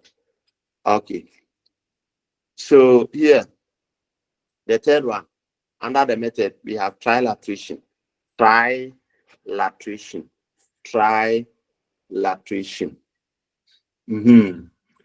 TRI, latration, trilateration. Here, lengths of the sides of a triangle are measured electronically. All right, they are measured electronically. So you have line AB, you have measured it electronically. And I hope you know what electronic. This is some of the apps, even on your phone. All right, can do that for you. You stand at one point, you gauge another point, and the app will be able to tell you the distance between where you are and that point. Okay, and that is electronic measurements. You can do that. I have also seen a gadget that looks more like a yam phone. All right. If you are measuring, let's say, a building, okay, you can put the gadget on one end. The laser light will be thrown to the other end, and then the distance will be given you. Okay, so that is electronic measuring of the distance. And here, after you have done that, you are also going to measure angles. You are going to measure angles. So here, we are invariably looking at GPS, we are looking at EDM or the total station. All right, because all these give you electronic measurements. So we can use it to measure the height of offshore facilities, the height offshore facilities. That is to say, deep into the ocean, if there is a facility, all right, there is a structure, there is a bridge, radio towers, skyscrapers, and so on. All these you can measure them using trilateration, electronic. All you will do is to put the gadget at the foot of, let's say, the tower, the radio tower, and then the laser light will fall on one of, let's say, the rafters at the top, maybe the roof at the top. Once it falls there, you can get the height of the building without climbing to put tape around it, and no. Okay, and that is trilateration. That's how you use it. We use it to measure pipelines also, offshore pipelines. That is, if there's a pipeline that has been laid, okay, from here to that far end, are you now going to shred the tape to measure? No, you only have to gauge, get a signpost there, so that the laser light will fall on it straight away. You get how long the pipeline is, or the pipe. Then, if you have a skyscraper, I hope you know skyscraper, a very tall building. That's a skyscraper. You can get the height of that one using trilateration. So it uses electronic gadgets, all right, to measure. And if you like, you can also take angles from here. Okay, so these are the classification according to the method used. We have mentioned 3 of them. Okay, now we are going to another classification scheme. Another classification scheme known as purpose. Why are you carrying out that survey? Classification according to purpose. Another one, we have geological survey. Geo means F. Logy means study. And so geology is to do mainly with the study of rocks and minerals and where they are located. That is why if you go into the mining sector, they have geologists. Okay, what work do they do? Theirs is to study where the mineral bearing ores are located. Okay, so we do geological survey to locate different minerals and rocks. To locate different minerals and what? Rocks. We can also do that to locate where we have faults and faults. All right. For example, if there is a fault in the landscape, a fault is more or less a break in the landscape, we can survey to see or to know where it is found. But if you like, let's confine ourselves to the minerals and rocks. There are a number of them. The earth is full of the building blocks of the earth are rocks. Okay, so not all rocks contain minerals, bear in mind. Therefore, as a geologist, because you have knowledge in the types of rocks that can give you the minerals, you are able to locate them. All right, you're able to tell that this side we have rock bearing rocks over there, and so when they are mining, they will not just mine anyhow. And that is one thing that is killing this nation. The devastation being caused by the galamseers. It is not because they want to destroy the land that much, but it is because they are not getting, or they don't know where the rock bearing, the mineral bearing rocks are. You understand? So they are just scouting, and they go and sit here and try. If they don't get, they move on like that. That's why I was happy to hear within the political space when they announced that they are mapping the rock bearing minerals. And in other words, the rock that bear the minerals, they are mapping them so that when they give you the concession, that this is your concession A, you are not now going to scout and search for the rocks.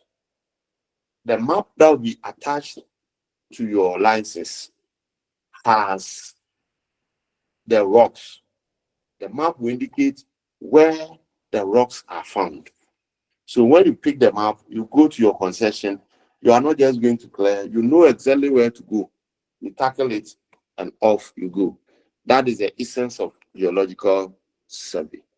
Then we have mine survey. Mine survey, M-I-N-E. All right. Here we're talking about both underground and surface mining. Okay, so what is this survey about? It is conducted for the exploration of mineral deposits and to guide tunneling and other operations associated with mining. Okay, to explore minerals. Yes, the geologist has done his work. He told you all of this site is the rock or are the rocks that bear the minerals. But as to exactly how you are going to get there, okay, the way and manner you get there is the work of the mine surveyor. Okay, the mine surveyor. He will be able to determine that if you pass this way, you are going to hit a rock that will not give you anything. You struggle, so let's pass that way. All right, he is the one who is going to direct the exploration and where to put your tunnel. A tunnel is more or less the cave, the underground road that you use to get to where the minerals are. So we have mine survey. You do that purposely to go and explore our minerals. Those are the two under the purpose. We are going to nature of field classification according to nature of field of survey. What field are you surveying? All right. Under this, we have land surveying. Land surveying. So all the other ones that happen mainly on the land, they all fall under land surveying. Okay. And here we have topographical, cadastral surveying. All these are land. And I hope you have seen topographic map before. Topo sheet. Okay. So land. Then we have hydrological surveying. Hydrological surveying. This surveying is conducted on or near the body of water, lakes, rivers, oceans, streams, springs. We conduct it. All right. We do this survey around water bodies. And what are we doing? We are locating shorelines of these water bodies. In other words, we are mapping the water bodies. And that is how come we have drainage map. Drainage map, mainly rivers and all of the other ones that we have in a given space. And that is how we came by them. So you map River Pra, where does it pass? Where does it start from? Then you map across Ghana. River Tano, where does it start? Where does it start? Where is it coming from? And where is it ending? You map. So if you see drainage map, it was drawn through hydrological survey. Elsewhere, somebody will say that hydrological survey also has to do with the location of the water table. You know, there's something called water table. Location of the water table. You do not just pick your machine and say, I'm going to drill water, or I'm going to drill a borehole. No, you'll be making a mistake. They have a machine that they use to detect. Even though the land is uniform, some places have water more than others. Some places the water is closer to the surface more than others. Such that if you want to drill your borehole there, you will not spend much time hitting water. I have seen boreholes that have been drilled with several pipes buried, yet they didn't find any water. I've also seen boreholes that have been drilled. They found water all right, but it was too ionic. In other words, it contained too much iron. That will give you problem if you drink it. You understand? And so hydrological survey will cater for all these. Okay. Now, still on the field of survey, we are talking about astronomical survey. Astronomy. Once you mention astronomy, you know what you are talking about. Heavenly bodies, the sun, the planets, and the stars. How did we get to know that? From the sun to the earth, you are covering about 150 million kilometers. How? It is from here. How did we get to know that? Sunlight takes about 8 minutes to get to the surface of the earth. It is from here. So it is that survey that is done to get us the location and the arrangement of all these heavenly bodies, where they are located. How did we even get to know that? The sun is at the center. Then after the sun, you come to Mercury. After Mercury, you come to Venus. After Venus, your planet Earth is there. After Earth, your Mars will come. In that order, how did you get to know? It was done through astronomical survey. So this survey is conducted to determine latitudes and longitudes, azimuth, local times for various places on Earth by observing heavenly bodies. I mentioned azimuth. You'll meet it later. So I'll not bore you with azimuth. Okay. So that is astronomical survey. Then we have area survey. Area. It's just like your TV. Area. What's the area? Antenna. Area survey. It is survey overhead. And so it is no different from the photogrammetric survey. Photogrammetric survey is just like area survey, where aircraft hovers overhead with cameras and all of the things I mentioned. And then photos, videos, and so on are taken. Area survey. Okay. So these are the classification schemes. All the four we have gone through. Classification schemes of the various classes of surveying. Any question?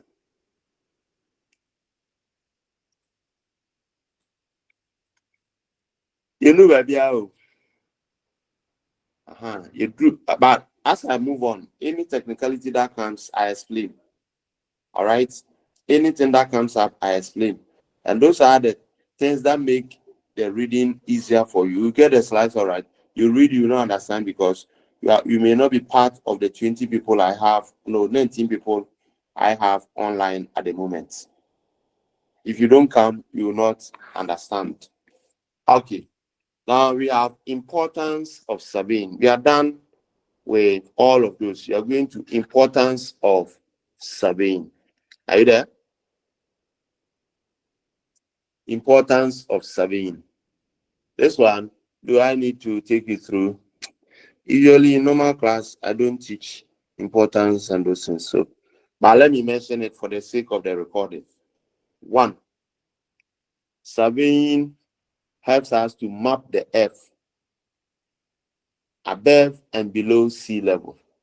The earth above and below sea level. Don't forget, we have a map of the subsurface, the sea, the ocean, how it looks like. That's how come we're able to tell that we have mountains under the sea. Okay, we have canyons under the sea and so on.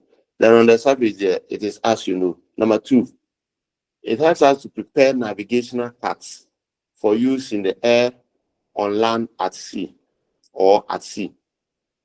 Navigational charts. How to navigate.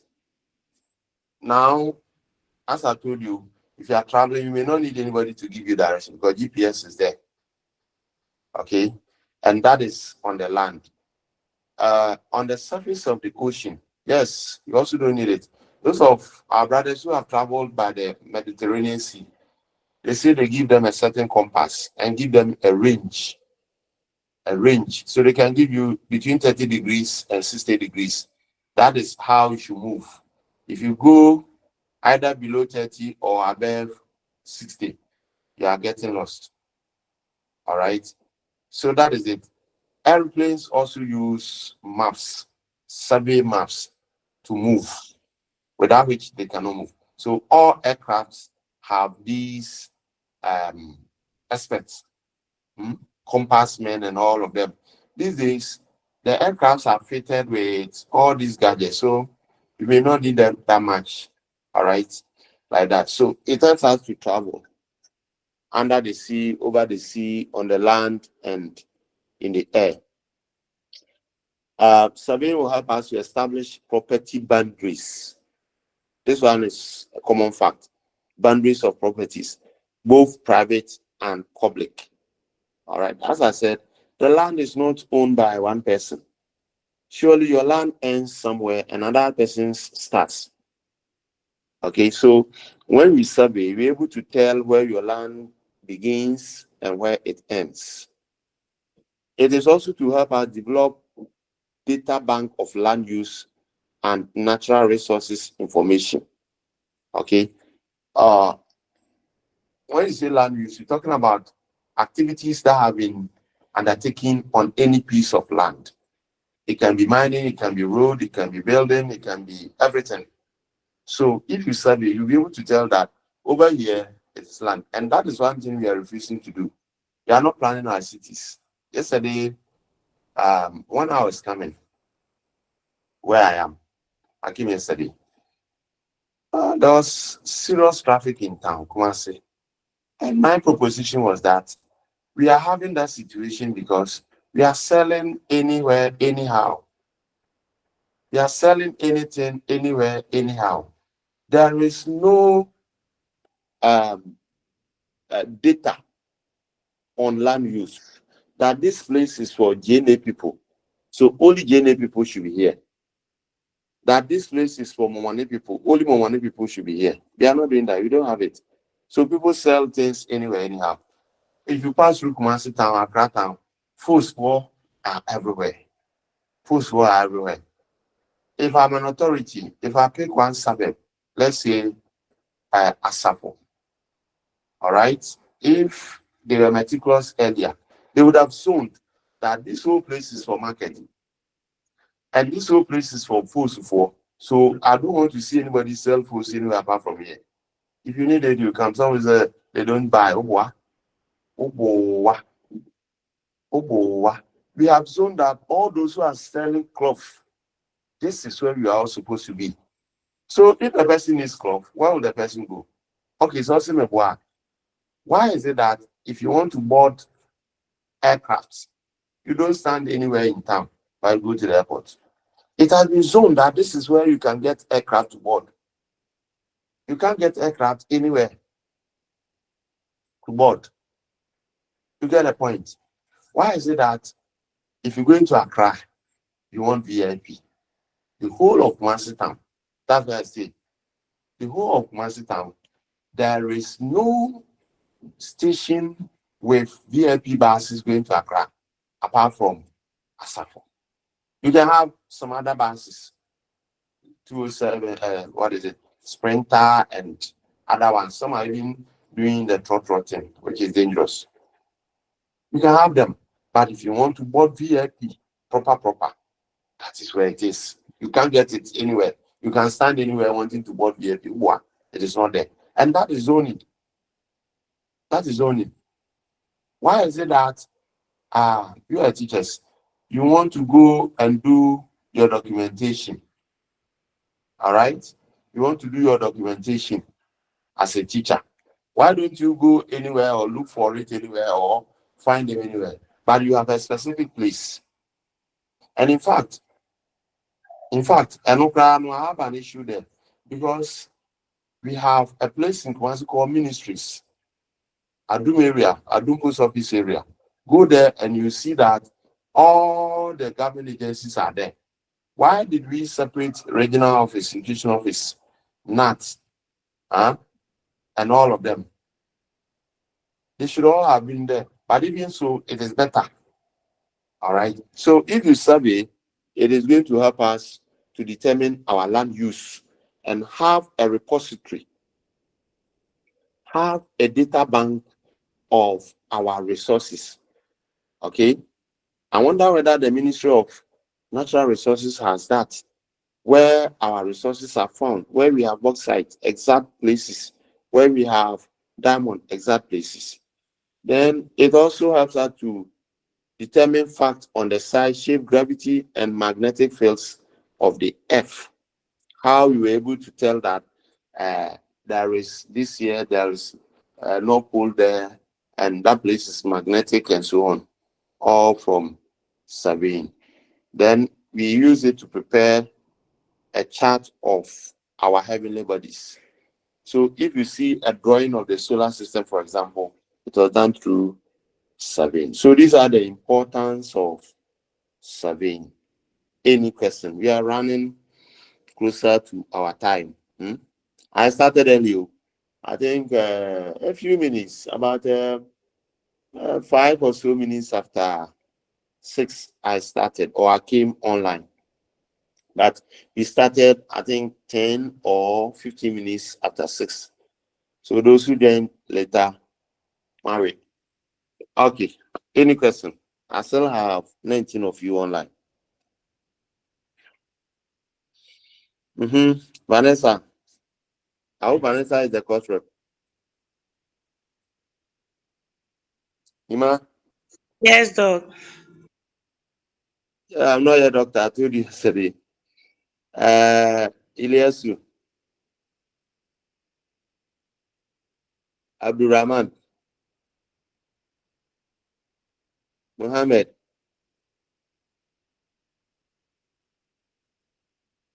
Seshi. Hey, your name sounds like my tribe. I'm a Sefti. Pius. Doc, I'm around. Willie. Maggie. Yes, I'm around though. Yes, I'm here. Okay. Simon. I'm around. Oh, Agenda, are you there? Yes, sir. Eric, are you also there? Obin, Helen. Yeah, Doc, I'm here. Yes, sir. Eric. Yeah, Elijah. I'm here. Okay, Tails. Is Tails around? Benon. Alex. Sir. Beauty. Sir. Desmond. I need all of you to be around so that at least you get the nitty-gritties. The facts, the technicalities may not be packed once, that these are them, but as I move on, whichever one comes up, I explain. Now we're going to look at errors and theory of measurement. Errors and theory of measurement. Yes, human beings are bound to commit errors. We are not perfect. We are not angels. We are not God. And so in your quest to measure your angles, in the process of measuring your distance, your area, your volumes, you are bound to make mistakes. All right. But the good thing is that, or the most important thing is that you should be able to detect where the mistake was committed. All right. So that you find ways of remedying the situation. Okay. As you end up doing a shoddy work, remember we talked about accuracy. As a surveyor, you must be accurate. Okay, so we're going to look at errors. Errors. Now, what is an error? Error in measurement. What is an error? An error has to do with anything short of the accurate work. Okay? Anything short of the accurate work you're supposed to do is an error. When you say you are accurate, it means everything is on point. But as soon as something small has gone wrong, that is an error. So note that as you journey to do surveying, you are going to take measurements. Whether with the aircraft, with whatever, by whatever means you are going to measure. And that will mean that you are not going to be exact, because in surveying, we say that all measurements are inexact. Measurements are never exact. And if they are not exact, it means they will contain errors. Okay? They will contain errors. Now, these errors are coming because there is a discrepancy between the true value of the measurement and the actual value of the measure. In other words, there's a discrepancy between the actual value of the measurement and what you have measured. Okay, so always the truth is there, and then the fallacy is also there. What you have measured to you is correct, but in reality, the correct measurement is there, which is always not known to you. And so the discrepancy is what we determine as what? Error.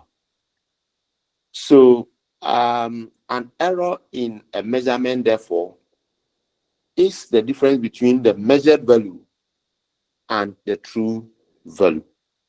The measured value is what you went to the field to do, but the true value is there. The true measurement is there, which is only known by the Almighty, because you are a human being. Number one, you are using gadgets. Number two, they were all manufactured by human beings. Okay, so the true value there belongs to God, but the observed value or the measured value there, it belongs to you. So the difference between the two is what we refer to as what? Error. And make no mistake, don't think that you have done accurate work. No, you don't know the true value. As I said, that one belongs to the supernatural being. You are not a supernatural being, so you can't determine. Okay, the best you can do is to try to be as accurate as possible. Okay, and so we are going to look at 4 theories, not theories aside, but 4 points, which we call theories about errors. And when we are done, we shall talk about types of errors. Okay, so here we go. The first theory says that no measurement is exact. That is the first theory. As I told you, the true value you don't know. So it is categorical. It is without equivocation. It is without doubt that the measurements or all measurements are not what? Exact. Because you don't know the true value. It is only known by the Supreme Being. Okay? As I said, you may rely on whatever instrument, but that will not give you the true value. The true value is there. Yours is the measured value or the observed value. So that is the first theory, that no measurement is exact. That is number 2. Number 2, Every measurement contains errors. Every measurement. Every measurement contains what? Errors. Why? Because you can't have the true value. Apart from measurement not being exact, there is an error because there will be a discrepancy, a difference between what you have measured and the true value. Therefore, there is an error. Okay, that is number two. They come in these short sentences, but I tell you, they are profound. And these are common quiz filling points that we normally use. I'm going on to the third one. As I keep mentioning, that is the third one. That the true value of a measurement is never known. That is the third one. That the true value of a measurement is never known. That is the third one. That one is known by only God. You don't know. All the figures you give are just human generated figures. The one who created us, the one who created these things, is the one who is capable of telling us the actual value. And the last one is that the exact error present is always unknown. You know you are not perfect. So if you check from the top coming, you find that it says measurement, no measurement is exact. One more thing said it is not exact. If it's not exact, then it means that every measurement has error. Okay. If it has error, then it tells you that you don't know the true value of the measurement. That is why there is an what? Error. Okay. Now, the last one will also tell you that the exact error, no, you don't know. You don't know the exact error. All you will do will be to try and be as accurate as possible. But as to indeed what the error is, you have no idea. Especially if you are using the prismatic compass. You will not know where a certain magnetic field of the earth passes. You wouldn't know. Because when there is a magnetic field, it is going to interfere with the reading of the prismatic compass. So these are the four theories that we have. No more, no less. We call them theories of errors. Theories of errors. Take note of the four. Now let's move on to the next one. Any question? Types of errors. Types of errors. Types of errors. Now I have 18 of you. Types of errors. 1. Errors are of 3 types. Make no mistake, we shall meet another types of errors, but I'll explain to you. Okay? And that one has to do with the sources. I mean, what we are going to talk about are known as types of errors. But the next errors that I'll talk about will be the sources of errors. So the first type of errors, we refer to it as mistakes. Mistakes or blunders or gross errors. Mistakes, blunders or gross errors. These are the types, the other names for mistakes. Okay, so what are they? What are mistakes? What are blunders? They are errors that emanate from the person of the surveyor. Remember, you said surveying is an art, the art aspect of the surveyor. And here we're talking about inattention on the part of the surveyor or the observer. We're talking about inexperience on the part of the surveyor or the observer. We're talking about carelessness on the part of the surveyor or observer. We're talking about poor judgment on the part of the surveyor or the observer. And here again, we're talking about confusion in the mind of the surveyor or the observer. So look at it. You see that these are purely individual in nature.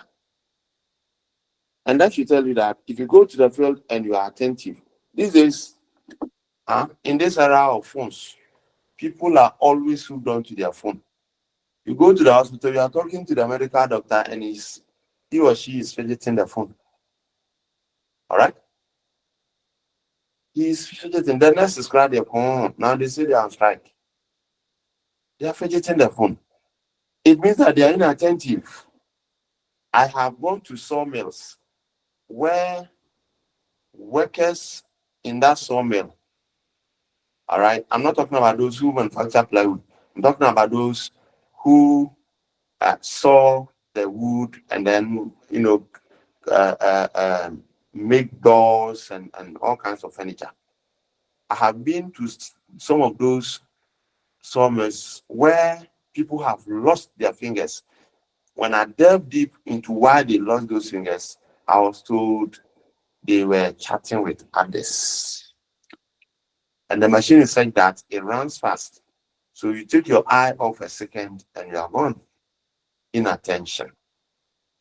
All right? Inattention. Inexperience. That's why I said in the beginning that if you want to use people on the field, give them tutorials, give them briefing so that they'll get some understanding of what you are doing. As a surveyor, you just don't get up and say, I'm a surveyor. You have to go through training, theoretical training, practical training. I'm happy some of you were expressing that you should do field work. You have to get the experience. And in fact, if you graduate from that school, you still have to work under some people. Okay? As a young person, you cannot just jump from school and be made a headmaster of a secondary school. No, you don't have that experience. Every headmaster was once upon a time a classroom teacher because you taught for several years before you got there. So you can control other teachers. So a surveyor must be experienced carelessness. And that is one thing killing all of us. Drivers, everybody. People are careless. They are not meticulous. And the people are, they are just, they do things anyhow. They are careless. And they have poor judgment. On the roads, poor judgment is killing people. So these are the blunders I spoke about. These are the mistakes I spoke about. So if you don't detect these, if you don't detect that through your mistake or you have made a mistake somewhere, you are going to produce a shoddy work in the end. Okay? And so one way to deal with this is to check what you have done, double check it, and let some independent people also do the checking on the field for you, as I mentioned. So that is the first type of errors, mistakes, blunders, or gross errors. The second one, we call it systematic error. Systematic error. As the name implies, that error is going to be what? Systematic. Because what you are going to do, you are going to do things repeatedly. If you have to stretch the chain or the tape, you are going to do that repeatedly. All right? So systematic error is that error that occurs continuously as the surveying work or the survey work goes on. It is always the same size and it gives the same sign. It is always under the same condition. Let me give you an example. If you have a tape which should be 100 feet, but the tape is clogged. In other words, Baby to baby so a part has crumbled. A part is folded because it is made of links and rings. So some of the rings can fold, can overlap, can lie on the other. If that is the case and you are not aware, you stretch the chain fully and you think you have 100 feet. No, it is shorter than 100 feet. It is shorter than what? 100 feet. And remember, even though we said chain 7 is done over smaller areas, the smaller areas are always longer than 100 feet. So if you don't check the chain and you are stretching it 100, 100, 100 and recording, you are recording 100, but what you measured in reality is less than 100. That is systematic. So it means that each stretch of the chain is short by some inches. So if you stretch the chain 10 times before you get to the end of the chain line, you have, let's say, 1 inch multiplied by 10. That would be 10 inches. 10 inches, almost 1 foot. You understand? And it is what? Systematic, consistent. It is consistent. Now, this systematic error follows some definite mathematical or physical law. It follows a definite mathematical or physical law. And what is the law? The law is that the more you stretch it, the more you accumulate that error. That's it. Okay? It is constant. That error is what? Constant. It is just like laying blocks. Laying blocks. You are molding, not laying. You are molding blocks. Molding blocks. You have a certain container that you are using to mold the blocks. Let's assume there is a spot. When they were soldering it, when they were welding, some of the metal jumped into the inside. So it is more or less creating a ring over there. Small one spot. And you have no bother to remove it. You watch. Every block that you mold will have that scratch from head to toe. Every block. Some people, because of theft, they write their names inside that gadget. So when the block comes out, you see the person's name written inside it. Okay, they have used metal to fix it into the container. So when the block comes out, you see their names there. Now, because that is there, it is going to run through all the blocks. That is constant. That is systematic. That is consistent. Okay, so such errors are of constant character and are regarded as positive or negative according as they make the result too great or too small. Their effect is cumulative. It can be negative, it can be positive. Like the chain that I used. If it is clogged, if one falls on the other, it is short, negative.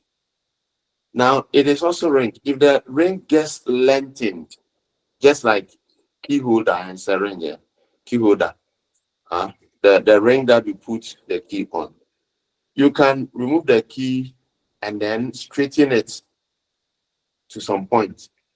The same thing happens with the ring of the chain. If the ring opens, say that the chain has also expanded along that line, you have added positive. So systematic error can be positive, it can be what? Negative. Both ways, you are wrong. Both ways, you are wrong. Now, if you don't detect it, you are going to have serious issues. You are going to produce wrong outcome. So how do you do this? How do you determine? Therefore, all of these errors can surely be eliminated by this means. And what does that mean? You have to check the gadget that you're using, the instrument. You have to check it each time you want to use it. If it's a chain, walk over it, lay it straight, and examine it closely before you go and use it. else you're going to have issues over there. Remember, this type of error follows a definite mathematical or physical law. And the law is what I've told you, that the more you stretch it, the more the error comes up.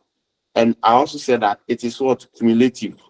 So that you stretch it once, 1 inch, second, 2 inches, third, 3 inches, in that order.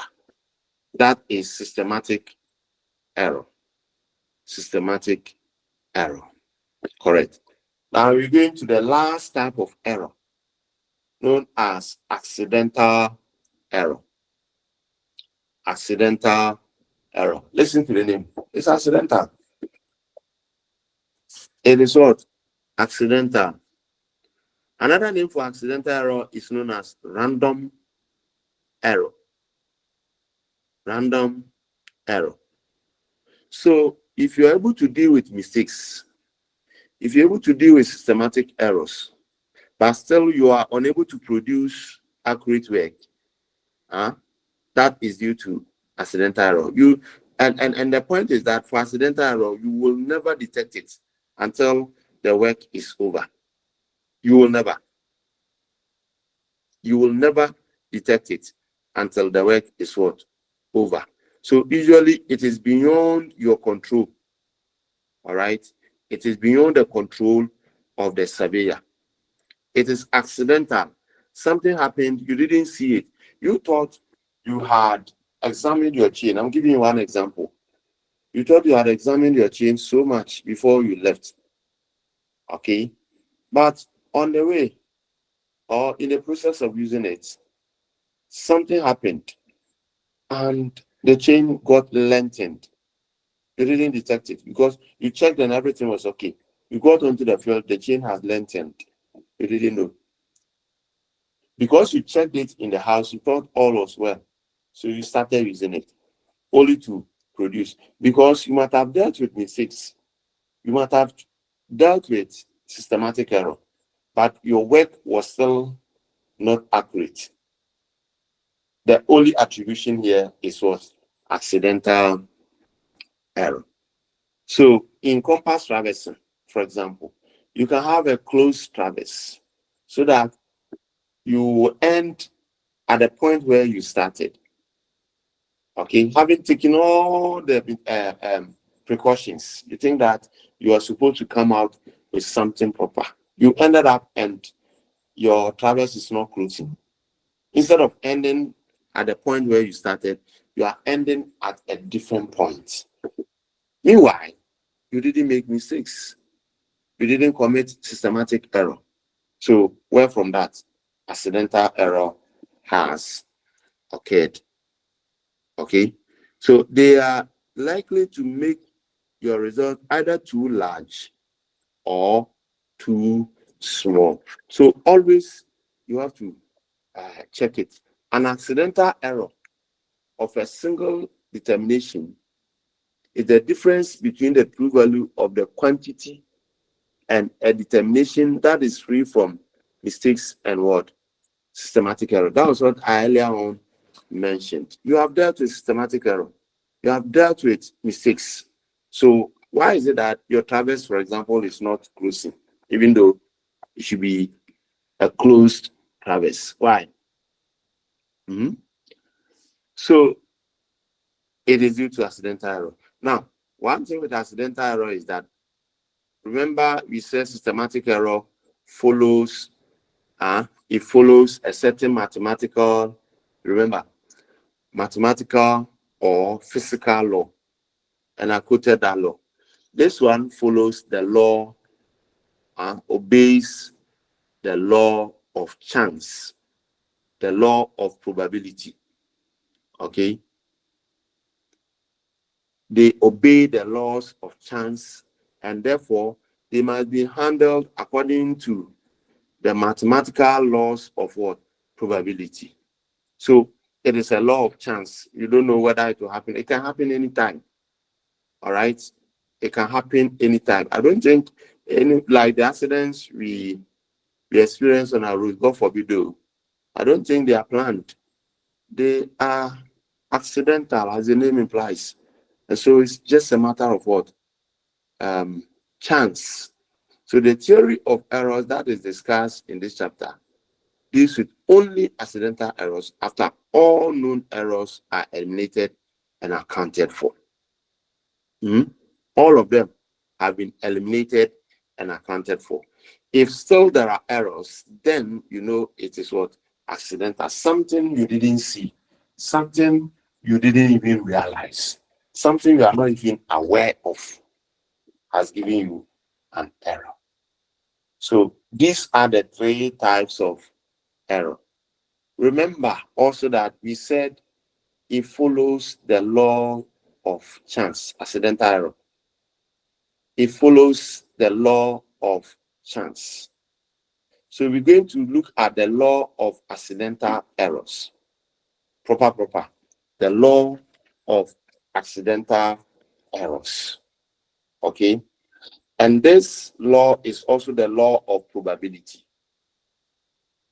So if you are asked which of the types of laws follows, which of the types of errors follows probability, you are talking about accidental errors. So I'm going to run by you three of these laws of probability, the laws of accidental error. That's what I'm talking about here. One, with accidental errors, small errors tend to be more frequent than the large ones. That is, they are the most probable. Small errors tend to be more frequent than the large ones. That is, the small errors are most probable. That is one. I'll read all the three and explain each of them. Number two, positive and negative errors of the same size happen with equal frequency. That is, they are equally probable. They are equally what? Probable. So they cancel out.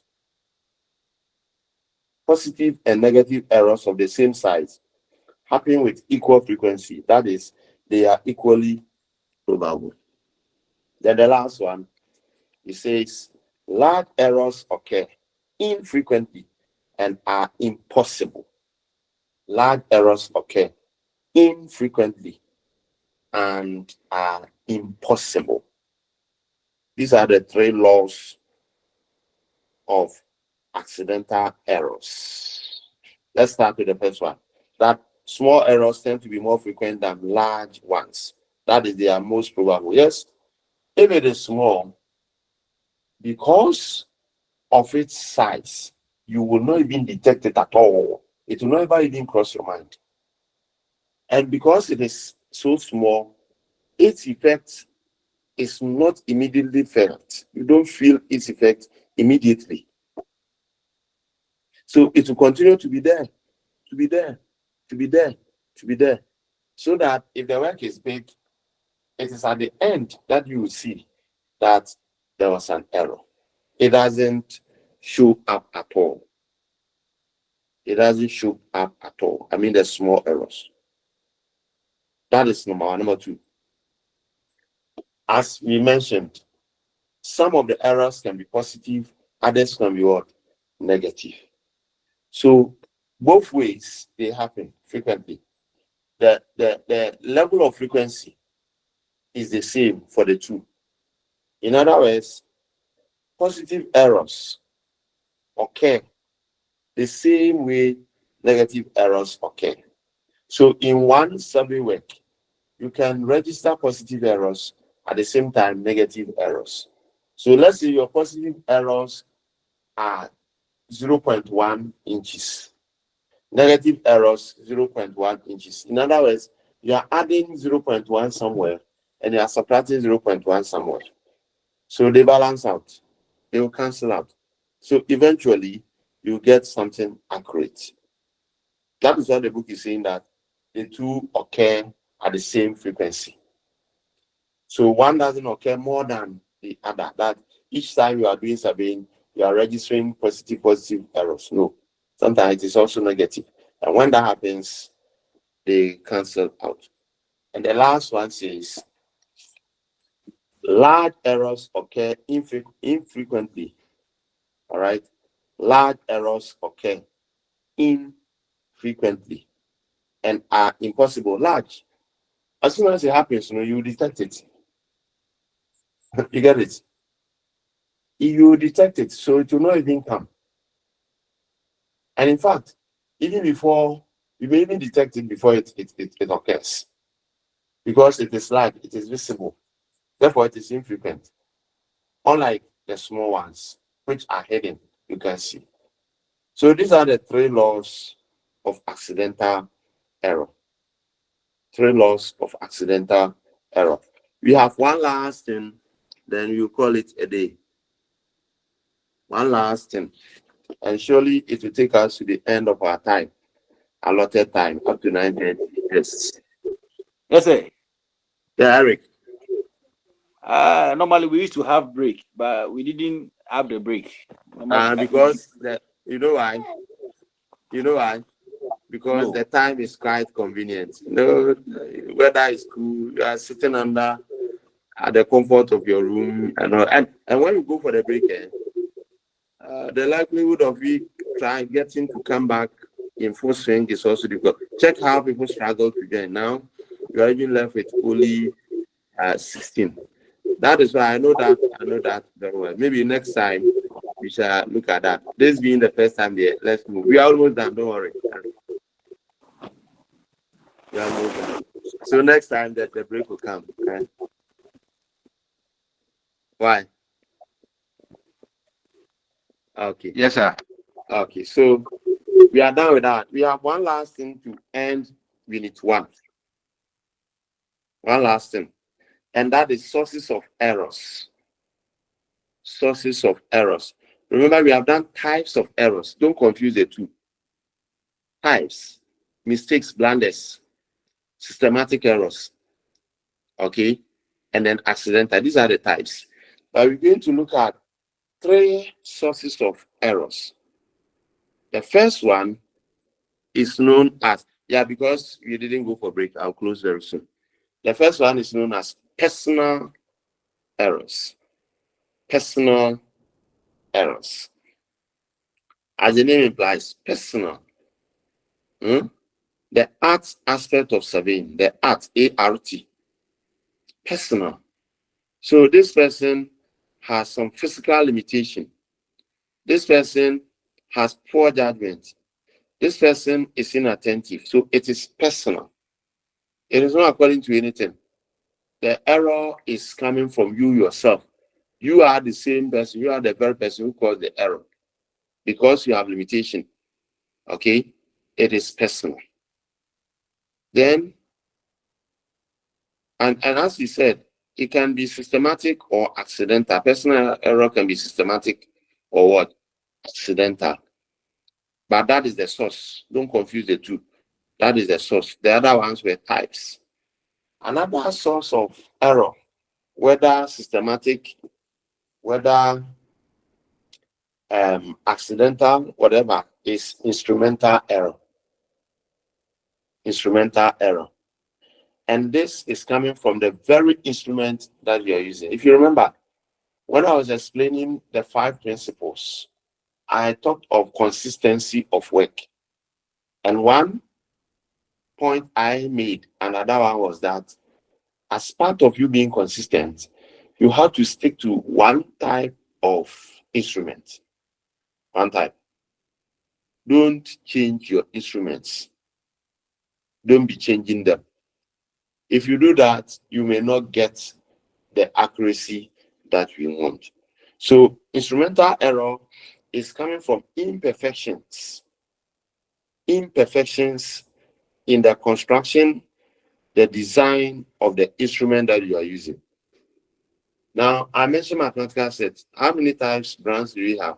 Oxford, Marshall, Bobby Kahn. So many types. And you think they are all the same. They may appear to your eye as the same, but if you subject it to scrutiny, proper one, you will find differences between them. You understand? And so the very moment you jump from one instrument to the other, you are going to accumulate this error. And so anytime your instrument is defective, you are going to have error emanating from the instrument. That is about it. And the last one, so that we call it a day, is natural error. Natural error. Nature. This one usually comes from things that probably the surveyor has no control about. You don't control it. You have no control over. For example, atmospheric pressure. I hope you know atmospheric pressure as geographers, physical job. Atmospheric pressure, you have no control over. It is natural. And by pressure, you're talking about whether air is rising or falling. You have no control over. Temperature, whether there is coldness or hotness, you have no control over. It is natural. Humidity, how much water vapor we have in the atmosphere, that is not your work. You have no control over. Gravity, okay, the force that pulls objects closer to the land, to the ground, you have no control over. The wind, you have no control over. And then refraction, how things deflect from their normal path, you don't have any control over. All these are natural in character. Now, as part of the consistency I mentioned, I should have added also that you have to be consistent with the time you go to the field, especially if you are doing chain surveying, because it is known that chain surveying is not good in the scorching sun, because the chain is metallic, and we know all metals expand when heated. And chain surveying is also not good in cold weathers. If the weather is too cold, it is not good because metals contract. Metals shrink when cool. If you like, check if you are using iron gate, which is sitting in the open. Check in a scorching sun on a very sunny day, it becomes difficult to close it because the metal has expanded. And that is why our aluminum cables overhead, the electric wires, they don't make them so taut. They don't make them so well straightened. They sag. The middle part will cave in. All right, because it is metallic. It will expand when it is heated.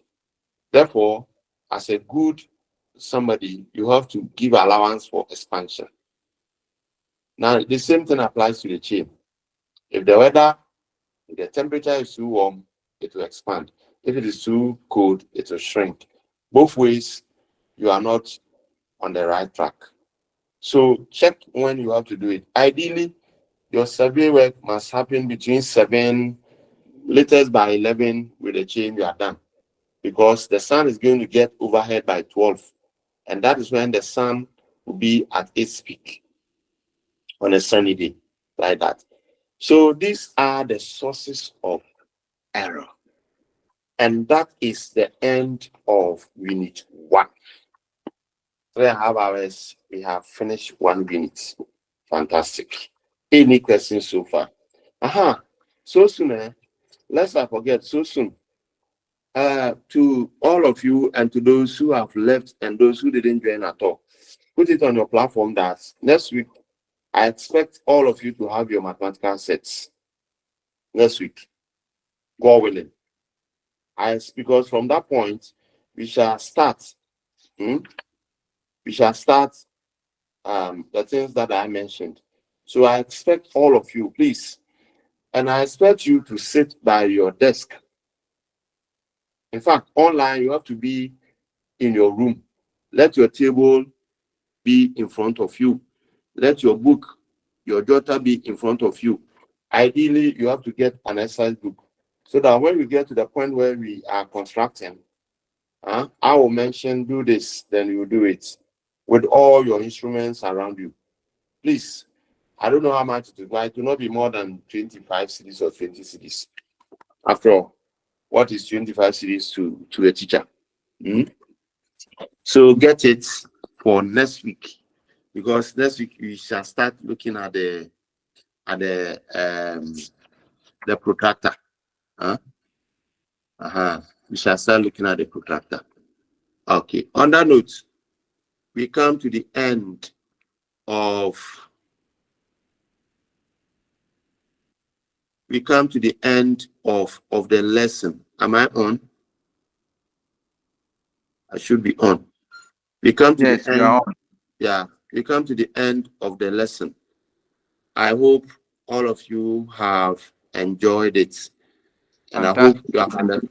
Yes, you have understood some, not even if not all, some of the things that I have tried to explain.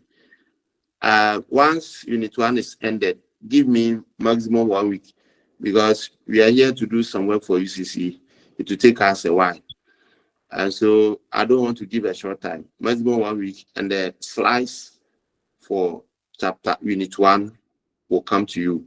I have now been added to a platform, so I will upload it there for all of you to download. You go through it, and as I told you, it's about 85% what is in the book, the slides. D2. So you read. As you read, whatever challenge you get, you put it on the platform, or you holler me personally, and I'll respond to it. If there are no questions, I want us to end here. Thank you all. Yeah, thank all of you for coming. Let me see those that I am ending with. Abdullah Rahman, Abdul Rahman, Sir. Desmond Mba, Agbeche Beauty, Alex Abba, Ania Tales, Elijah Piakubi, Eleanor Ben, Emmanuel Do, Eric Jason, Seram, Manu Simon, Margaret Tre, Mohammed Ibrahim, Nyame William, Iliesu Aloriba, Sechi Mark, and Vanessa Nelson. I'm ending with about 14 or so of you. Initially, you were about 23. Some come and go, and they didn't come back. I know it's a network challenge, and some of you. All right, so that is how I want us to end the lesson. Thank you very much.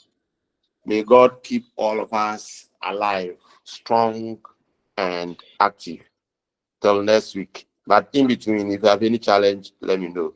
Thank you, and bye-bye. Bye.